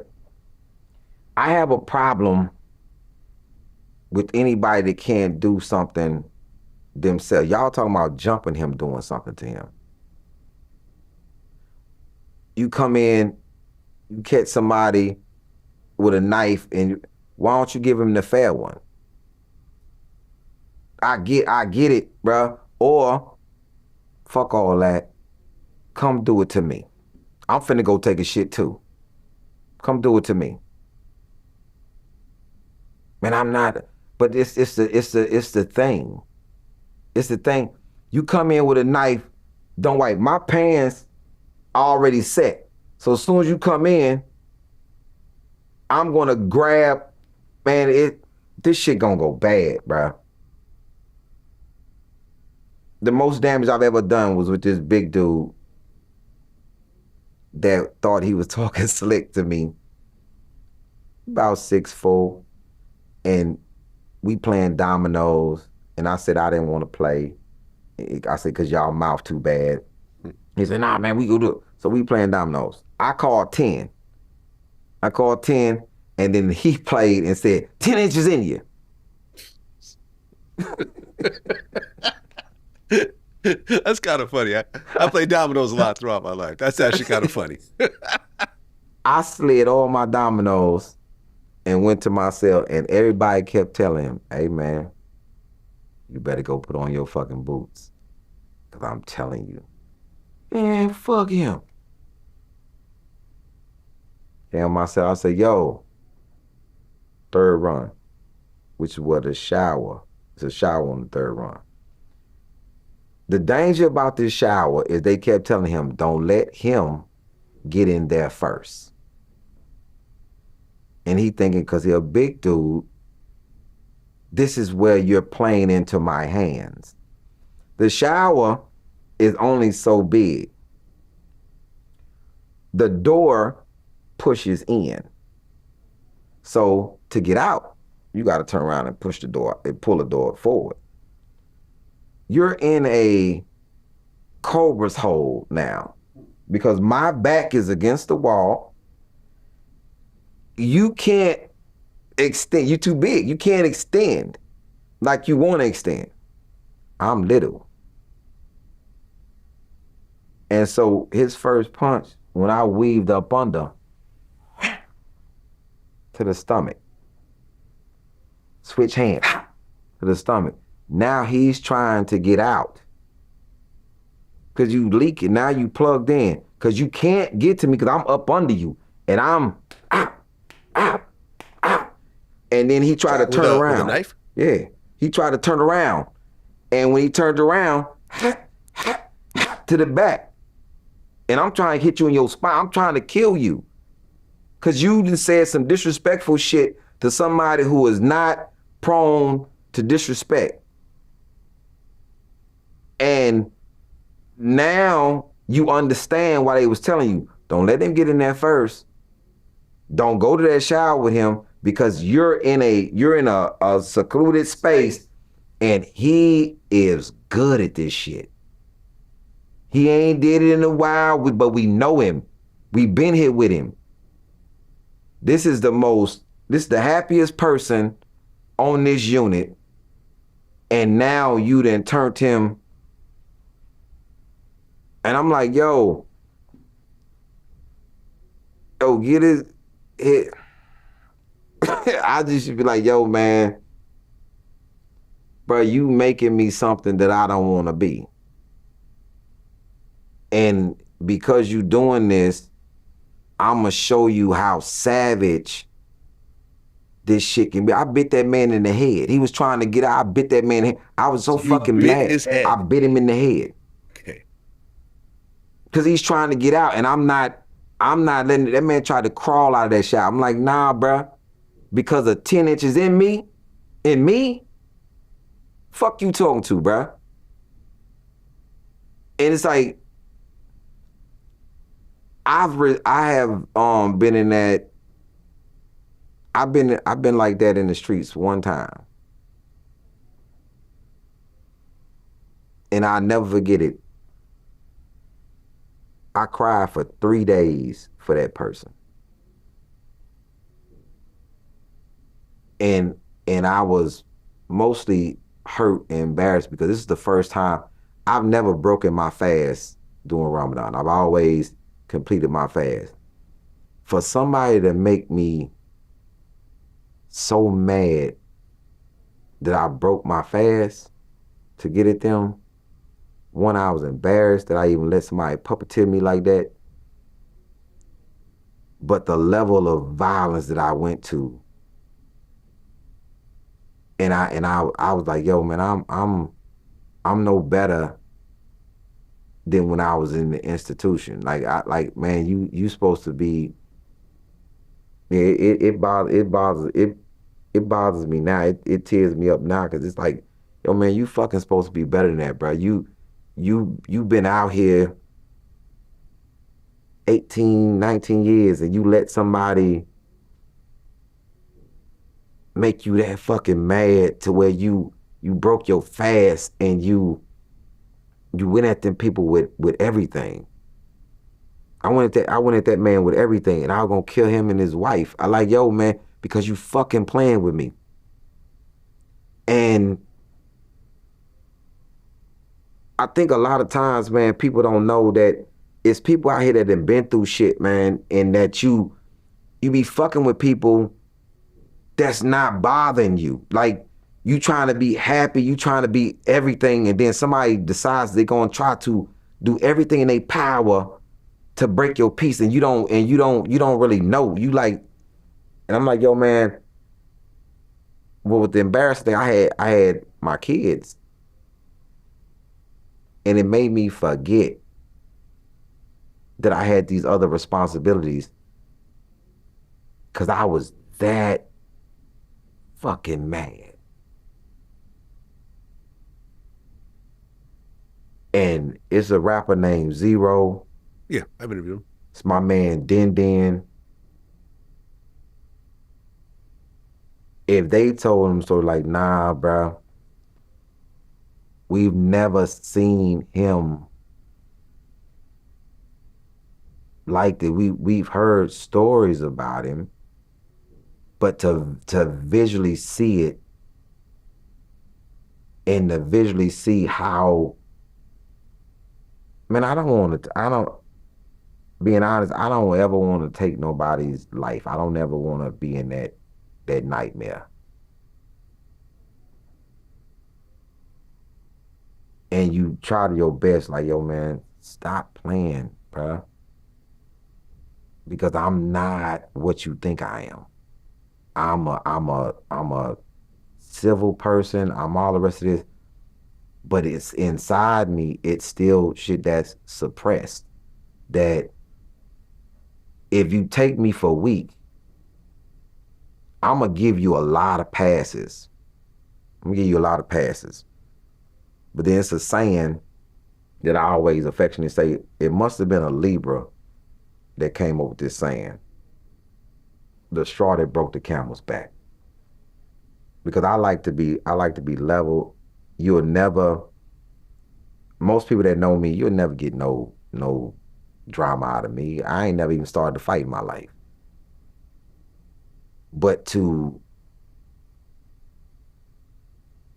take me to a place that's so dark in me, it takes me back to, like, I lost my sister, somebody playing with me, it's a lot of shit that comes up, and it lets me know that I'm not as healthy. And then I'm kind of embarrassed sometimes, because when I go speak to kids, I say, man, don't ever let nobody puppeteer you. And at that time, I got that, I don't know why I couldn't walk away from it. Well, 1997, you're 24 years old. 25. 25 years old. Mm-hmm. You get out of prison. Mm-hmm. October 21st. It's interesting because, like I said in the beginning of the interview, you and I are the same age, born within a couple months apart. You were probably kicking in 1997. I was graduating from college. I was graduating UC Berkeley. So interesting. Two men born at the same time, their lives drastically, detoured from one another, and then, years later at 51, we meet again. But it's interesting how different our lives went. So now you get out. And how long before you perform at your first stand-up comedy club? December. The next month? Yeah, I got out October. Oh, 2 months, sorry, yeah. December, I perform. Right. I get booed. You showed up in a suit. Showed up in a suit, and they booed a goddamn jacket off me. Just Joking Comedy Cafe. And it gave me a phobia about a particular comic at the time. When I was getting booed, Earthquake had walked in. Mm-hmm. I'm getting booed. Earthquake see me get booed. Okay. Then fast forward some years, I'm at this club called Simples. I'm performing. I'm arguing with two dudes at the bar. Earthquake walks in. Yeah. Okay. Then I'm at another event. Some bullshit happens. Earthquake walks in.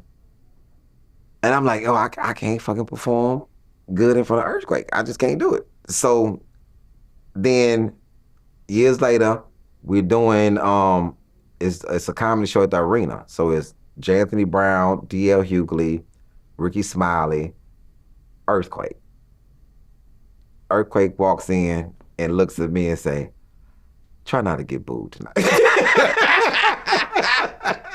Shout out to Earthquake, man. He's been on my show a bunch of times. One of the fiercest stand-up comics that I know.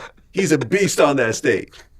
Now we good. But that's like something he would say. Now we good friends, man, because he seen me do well a lot of times. I'm like, man, I think it's you, man. I can't fucking do good in front of you. He was like, try not to get booed today.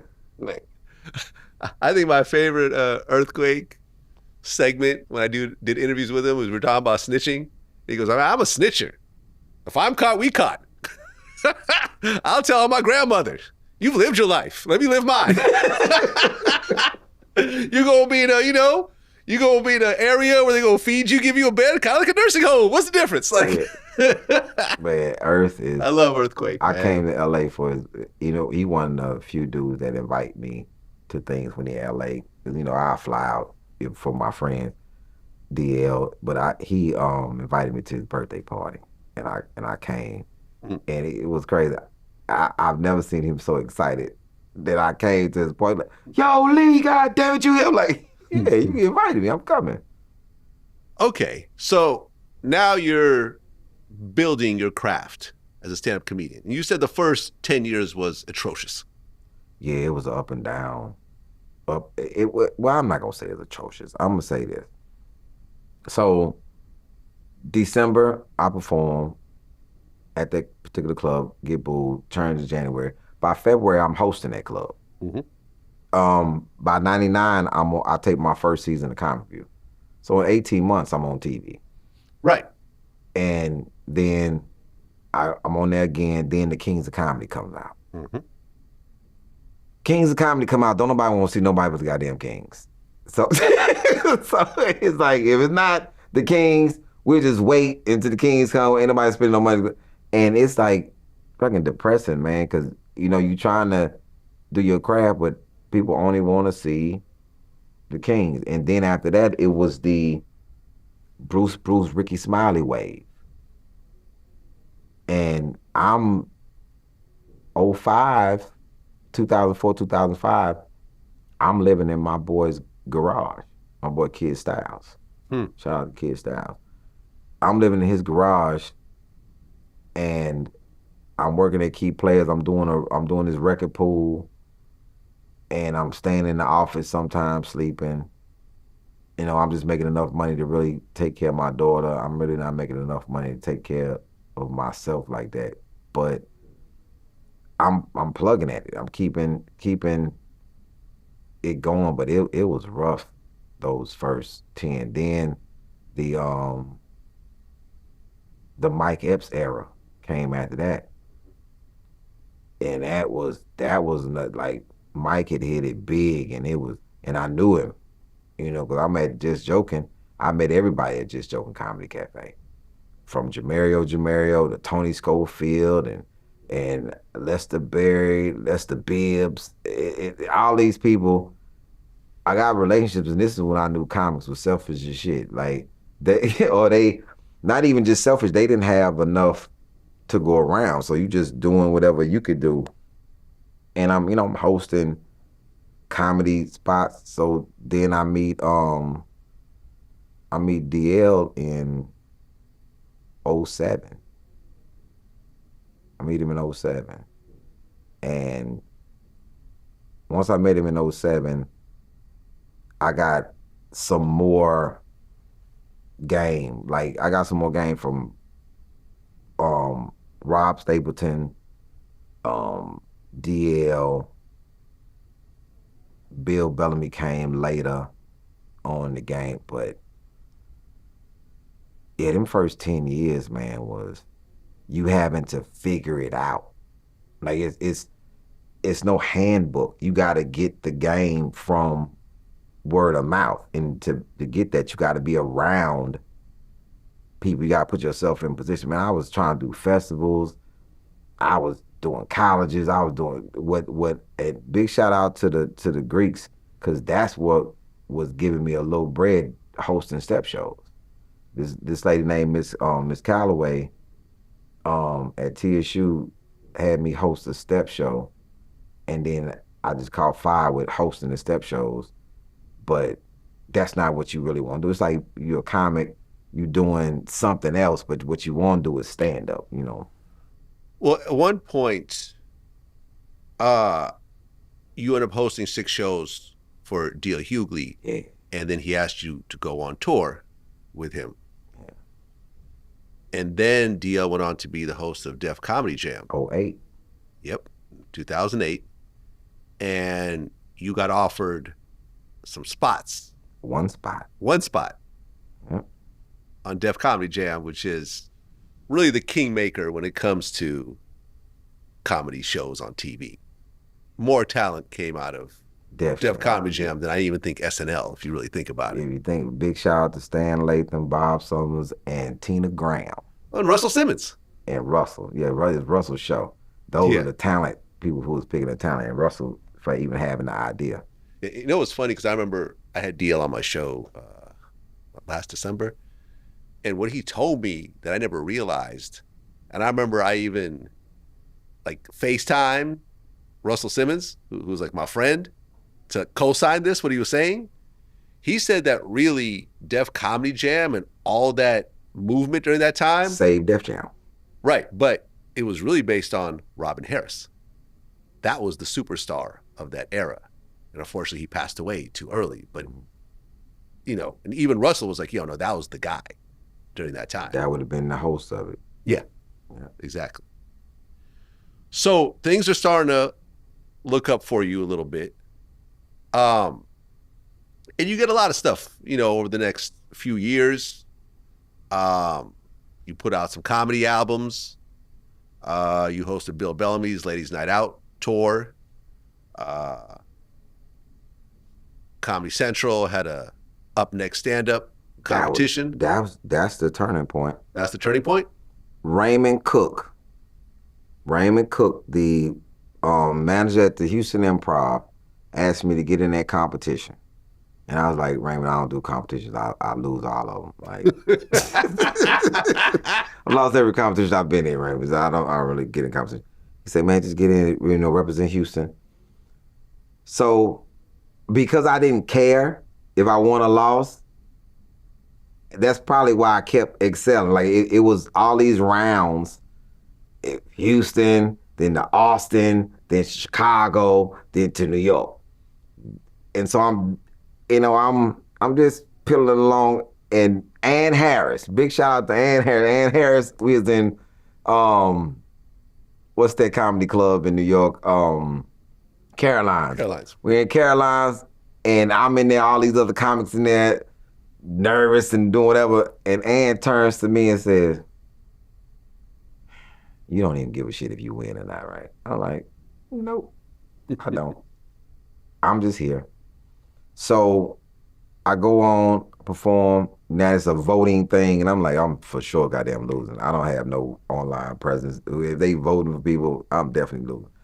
So people saying I have the most views on the stand up, but I have the least amount of votes because the people don't know that they supposed to vote. So I go ham. I go on. I'm like, yo, da da da da. Y'all ain't voting for me. Watching my shit and ain't voting. So I go ham. I wake up the next morning and I win by like 100,000 votes. And what this comes with is an album and a spot on a TV show for Comedy Central. So the shows that they offer me to go on, Adam Devine's house party, I'm declining. I'm like, I don't want to do it. And they go on there, I don't want to do that. Because it doesn't match what I do. I don't want to go on and be this, misrepresent myself. So this guy named Chase DeRusso, another comic, young comic. That's why old comics got to listen to some of these young guys when they telling them something. Chase comes to me and said, you should do Ari Shaffir's This Is Not Happening. And it's on YouTube at the time. And now Comedy Central is bringing it the first time to Comedy Central. I said, word? I go on, I watch the show. I'm like, yo, Chase, this is a storytelling show. He's like, that's why I'm telling you should do it. Eric Abrams is pulling for me to do this show. I tell Comedy Central, this is the show that I want to do. Because they like, yo, he's turning down shows. This is crazy. We've never even had no comic turn down shows. So I go on, This Is Not Happening. This is the first time that my actual skills are on display because now this is a storytelling show and I don't have a time limit to this story. Is this where the Mexican got on boots? Mexican got on boots. The prison riot. This is, Ari was like, I don't know this guy. And Eric was like, I'm trying to tell you. And Ari was like, yo, man, this is my fucking favorite story that I ever even heard. Like, this is, so the next year I go on that, man, and it just was like, boom. Then I go on again, then that's when I do Mitchell. What was the whole thing about Mexican got on boots? It was a riot. I did the story about the first riot that I was ever in. And I was so naive to how prison went. I was like, yo, I just heard these people was on Mexican got on boots.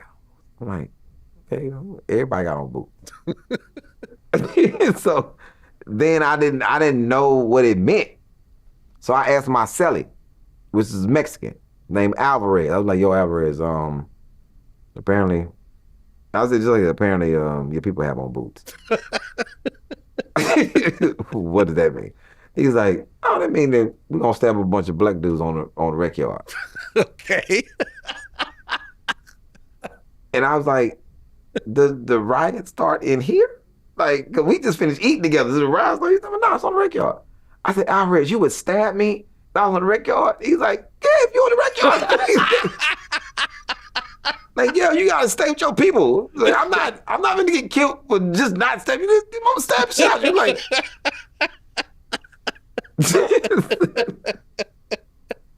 and my man Mitch from Fort Worth, he's like, yo, man, let me talk to you. You ever been a ride before? I'm like, nah. But he was so hyped about this ride. This shit real. Come to my cell, I'm gonna show you how this go. And I got to say, he's about to take off your shirt. I said, I ain't fucking taking off my goddamn shirt. So he taught me how a ride goes, and so when I did the story, I didn't know that it was going to do it. I'm just telling a story that other people have heard me tell before off stage. Because I never wanted to do anything in prison because I didn't want to get cast type. Oh, you just tell prison stories? Like, no, I don't. It was years before I ever even told that story. Any prison stories. So that's kind of was the launching pad for me. Because I did it 3 times. And the last time I did it, Roy Woods Jr. was the host. But some things that went down with Ari with Comedy Central, because he did a Netflix special, whatever. They didn't want him hosting his own show. So I went on and I paid homage to Ari by doing a story about Ari, which was when on the second season, he gave everybody mushrooms. And I ate the whole eighth of mushrooms, not fucking knowing what was going to happen. And it was if I tell you, it was a long day. Yeah. It was a long night, morning. And I've had those mushroom nights before. I know what you're talking about. And my assistant at the time, Janice Smith. I'll tell a true story so everybody know. Janice, I called Janice and I was on the mushrooms. I called Billy Sorrells, I was on the mushrooms. And the funniest thing, I had to go to the airport the next morning. So I'm at the airport and I called Janice. I said, Janice, people are going through this machine and I'm not seeing them no more. I said, I don't know where they going. And Janice was like, they probably going various places. I said, I don't want to go to various places. I want to go to Houston. And he said, what? And after I got on the phone, I walked up to the security man. I said, hey, there's a lot of people going through that machine, and then I'm not seeing them where they going. He said, various places. I called Janice back. I said, Janice, everybody's going to various places. Like it was one place. And it was a lot. I had to fly home on the mushrooms. I was lit. Boy, was I lit. And so I did that story to pay homage to Ari. It's another guy in Domino Effect 3. I made a reference to eating another man's sandwich. And it's this guy named Henry Coleman that I never knew that was his phrase. It was like somebody was saying it to me. So when I said it in Domino Effect 3, I wanted to always pay homage to him for saying it because I didn't know it was his. I didn't tell his joke. I just knew it's his phrase. So I was like, even when I'm doing something, if it's not on the level of it's something that I cross the line with somebody, I'ma always say it. Cause that joke thief thing, even when I told the story about Ari, I was like, this is not me outing Ari. This is me paying homage to him because of this situation that happened with him with Comedy Central. And I wanted it to be known that I'm standing with him. Because I had called him to ask him to do the show. I said, hey, if you don't want me to do it, cool. I decline. And he's like, no, do it. So I always call. I'm gonna always say something. Even if I reference to something that somebody said to me, I'm gonna call and make sure that it's cool before, because I don't want any, oh, he stole this or he said this. I ain't want him to say that. I'm like, nah, I'm gonna call out of just respect. You know, it's just a thing with me. Well, 2017, Mm-hmm.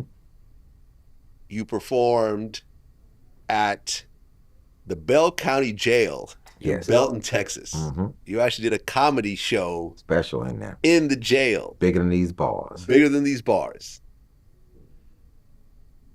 And I remember, I think, like, I watched the beginning of it, and it was like, I haven't been in jail in 20 years.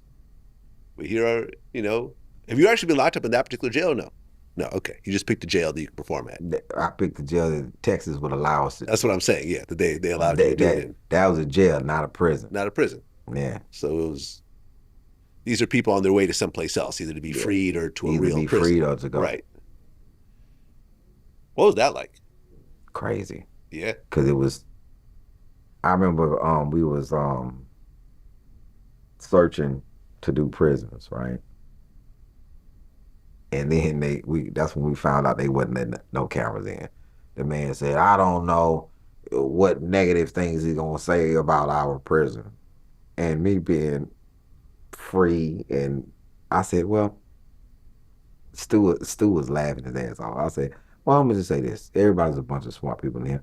I'm gonna say the word prison, and you tell me all the positive things that come to you. I say everything I'm gonna say is goddamn negative. It's like there's no positive shit in here. So we finally got clearance for the jail. Big shout out to that sheriff. Even during that time, the sheriff had said something real crazy to me. And I came into the meeting and I said, what are you talking about? I said, you do know I'm not locked up no more. I'm not on parole. I'm not none of this shit. You don't have no jurisdiction over me. So all this ranting and raving that you're doing, you need to get that shit out your system and bring your mad ass in here and let's go do this interview together. And he came in, did the interview, and the people that worked for him was looking like, way to go. And like that was an experience that was up and down. I did the women's and the men's side. And going back, letting people that's incarcerated know that it's a brighter day if you want it to be. That's the craziest thing, to just think you locked up, you going to prison or you getting out, and if you don't have any motivation of what you could do, man, I just watched a ex-con come into a jail facility with all type of cameras and production and all that and shoot a special in there. Man, hell yeah, I can make it. Hell yeah, I can do it. You know, just trying to get some life after incarceration instead of just always, man, I'm not the guy that's about the excuses. I've been in all the situations. Homeless, prison, stabbed, shot at, all that shit. Man, you can let all of that shit go and actually be better. That's why in 2018, when that situation happened, I was so disheartened by that situation. To throw away your whole career behind some bullshit, it was. What do you mean? That's when me and that dude that got into. Oh, the fight that happened. The fight. Right. Well, in 2022, you're on Joe Rogan. Yeah. And you said that same-sex couples should forfeit the right to have children. Yeah, I said it. Was there any level of backlash over that? There was a lot of backlash over it. Especially on Joe Rogan, which is a huge platform. Because they didn't understand the context of it. What's the context? The context was, I was comparing, at the time they was talking about Joe Rogan saying the N-word, they were saying he was racist. And I was saying, Joe, if I thought you was racist, I would never come on your show. I say sometimes people take things out of context without them even understanding. And I said, like when I say this right here, I was saying this joke on stage. And I was like, when I would say it, people were like, oh, he's a homophobe. I was like, I was saying the joke on stage and I was giving context to it because I was like, they want everything. They want everything. You know what I'm saying? I say, and I was reared up around people who gay and they never want. I said, those are the new gays. They want everything. The new gays. You know what I'm saying? Like now you like you want this and this and you got this and now you want kids. Shit is crazy to me. You know what I'm saying? So I said, you got my homeboy Reggie. Now he's not my homeboy. He was a counselor at the damn facility I used to go to. And I asked him, I said, Reggie, you want kids? He said, I don't even want y'all ass to be here. I said, no, I don't want no damn kids. You know what I'm saying? This lady named Dino that used to cut my hair, that right there by Hillcross Square. I asked Miss Dino, I said, Miss Dino, do you want kids? She said, baby, my lifestyle is not conducive to kids. And I don't want nothing coming out of this vagina. So it's like, when I said it, it was just all this backlash and all this other shit. But it was people who knew me, and that was like the white gay community. The black gay community was like, that's not even the worst shit he's ever said. He's said so much other shit. He's like, let's go back to he think that it should be illegal for gay men to be able to purchase glitter. He said a bunch of shit. And I said, and that goes to, I said, because they don't know how to speak to nobody. I said, my cousin Ramon, he's gay. He always had fucking glitter with him for some strange ass reason. And he saw me in the mall with my real friends and he rolled up on me and spin and said, hey, cousin. I said, did you just fucking throw glitter on me, Ramon, in the mall? Look like I come out of Bath and Body Works. It's like, so I've said a bunch of shit jokingly. They took that and fucking ran with it. And I was like, okay. This all I had was, okay. I can't. And then what's the crazy part was, you know how funny it is to get death threats from gay people? I wasn't ready for this. What's a gay death threat like? Yeah, I'm going, like, I can hear the smacking in the fucking message that you typing. I say, so my thing is, so y'all resorting to violence? Because I said some words, and I said, what you're not gonna do is a thought. You're not finna make me anything because of a thought. You're not finna give me a thought crime. The fuck is wrong with y'all? You're not finna give me a thought crime. And I thought a lot of shit. It was saying you can't give me a thought crime. I'm a comedian. I'm going to say things that are adverse sometimes.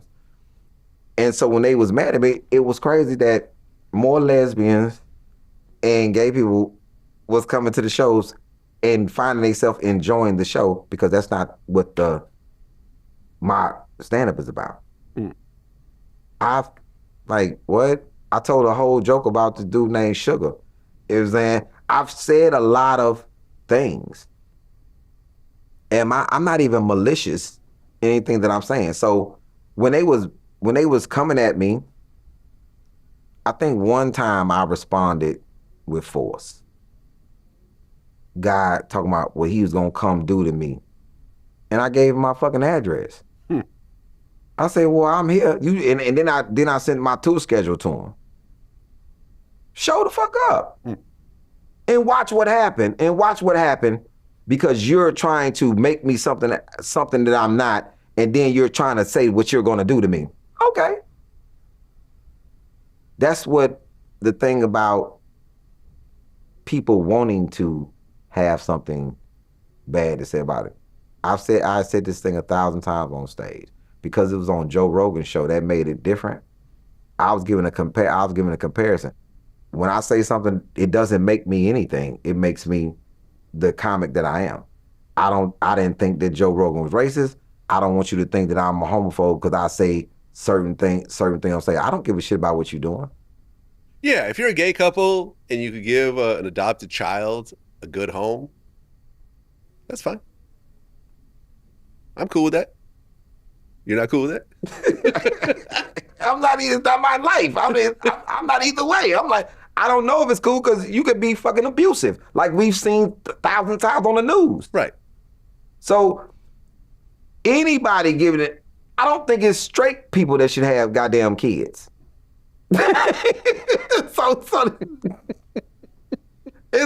I've seen a lot of families like, nope, I don't think they should have children. Like,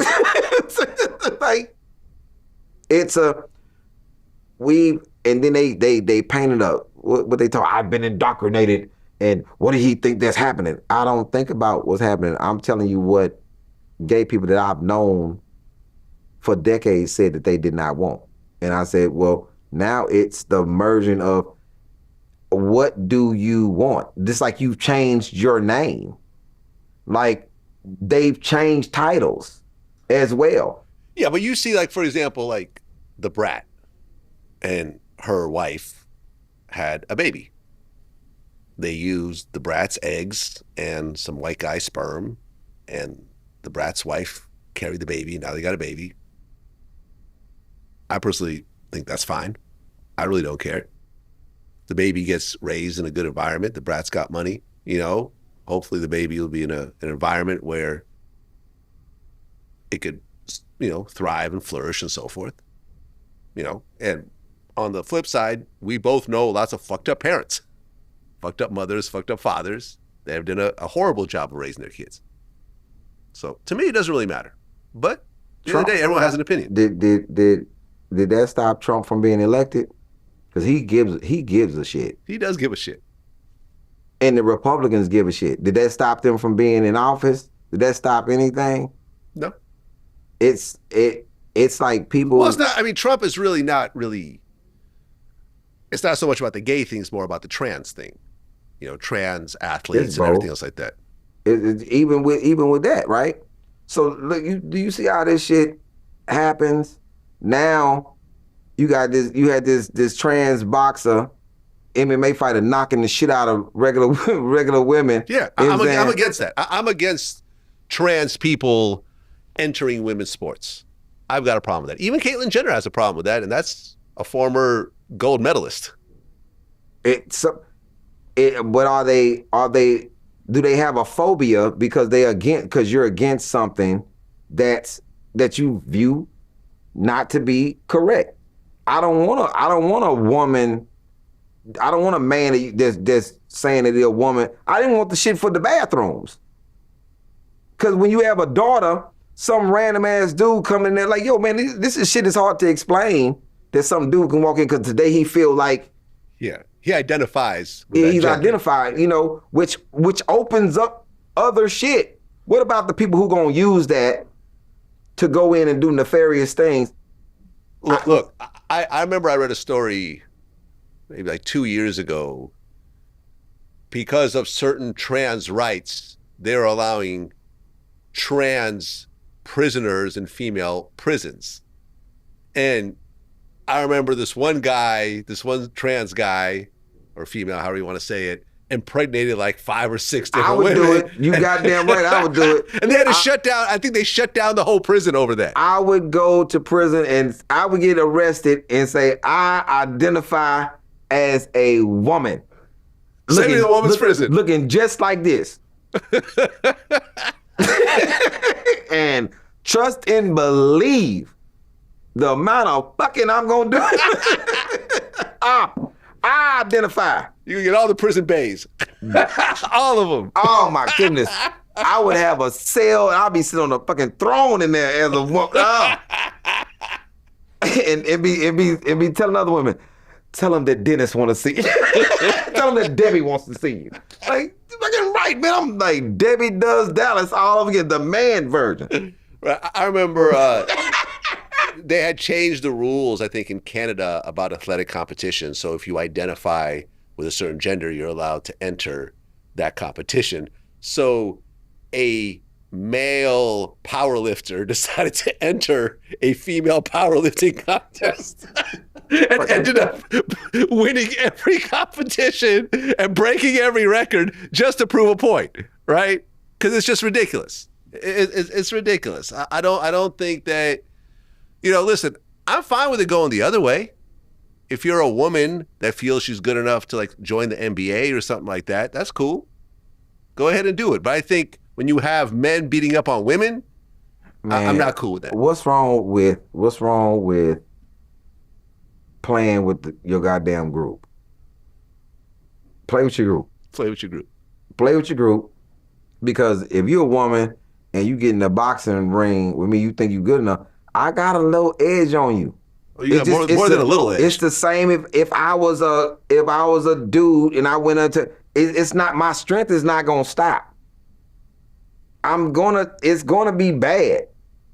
So just play with your fucking group if you want to play athletics, but don't switch over and then break the hearts of some little girl that's supposed to be going to the Olympics. You done outran her because you're fucking Steve and not Suzanne. It's like, it's just, man, like, god damn.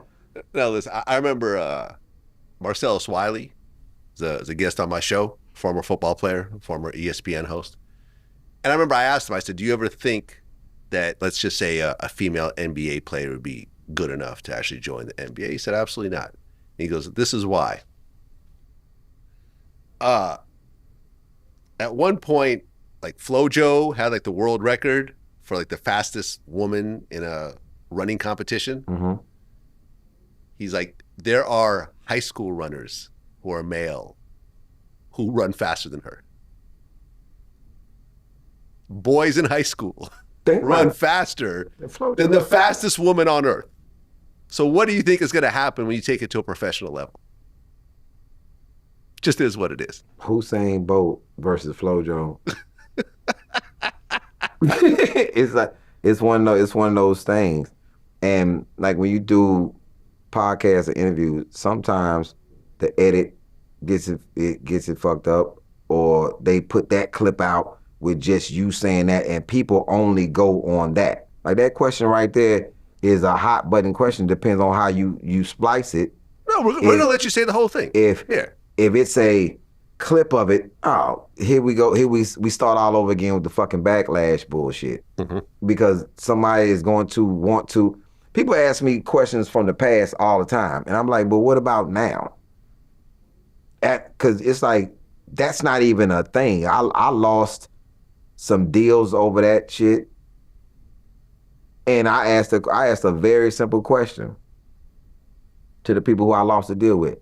Do you think that I'm an honest person? Yeah. But you're giving me, we're cutting ties because of the backlash that you feel that I'm going to get when you know I'm an honest person, instead of just defending the position or let me explain the position. Because it wasn't, even Joe Rogan was like, man, I hate I even put it out like that. Because it's a fucked up way to present something, because I'm a comedian and the position that I was holding was based on a comparison. So I'm not this if I say this, and you're not that because of whatever the situation is. But it is what it is. But when you're an independent artist, who gives a shit at this point? Pretty much. That's how I look at it. You got your own bookings, you got your own YouTube channel. You don't really have to answer to anybody. But it's somebody who will be, well, we're gonna sabotage his shit because of, he feel like, man, it's like a lot of communities, with the exception of the black community. Black community holds a lot of power that they don't use to shut shit down.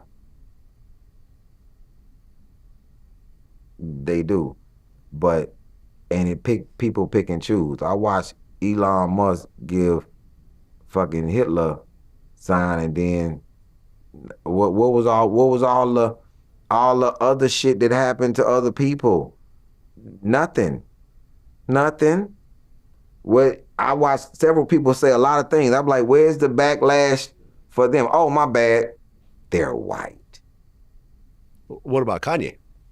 He's black. He's black. Right. What about everything he's saying now?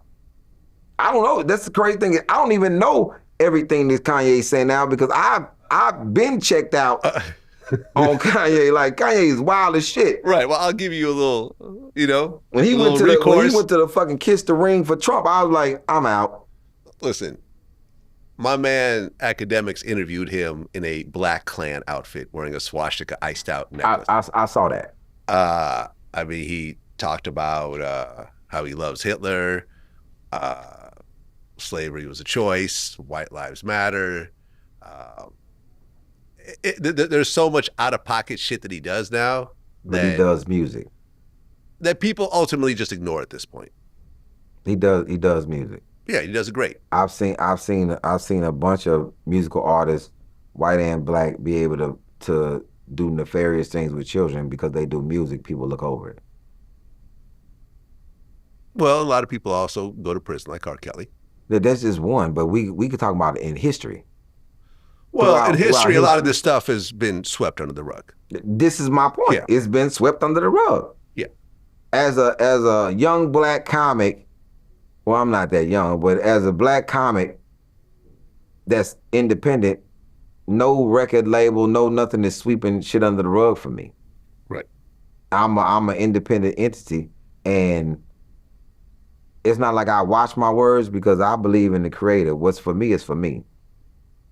And some things that people can take wrong, people can take anything I say wrong. Yeah. But when it comes to that, I just shake my head because I remember the backlash of it, and I remember being in the position that I was gonna hold. Like, even if I didn't mean nothing by it, now you're forcing me to stand my ground on it. And I'm like, well, what's up then?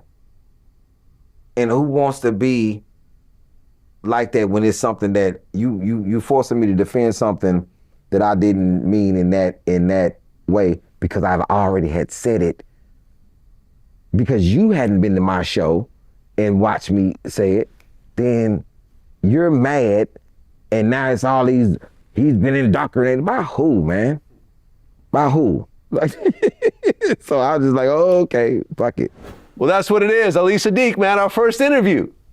Yeah, our first interview, man. Hopefully many more. Many more to come, you know, my 1973 brother. Yeah, for sure. You know? I'm nothing incriminating.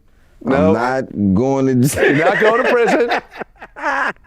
You know? You don't have to solve the some murder on me. No. Like, well, that was crazy. Why would you write a book? Are you talking about Keefe D? Yeah. Yeah. Keefe D wrote a book about an open murder case. What do you want me to do? What do you want me to do? I'm waiting on you to solve Biggie. It's in the works. I've been working on it. I have been working on it, but I'm not quite sure about that one. That one's very gray area because I think that everyone involved in it is dead at this point.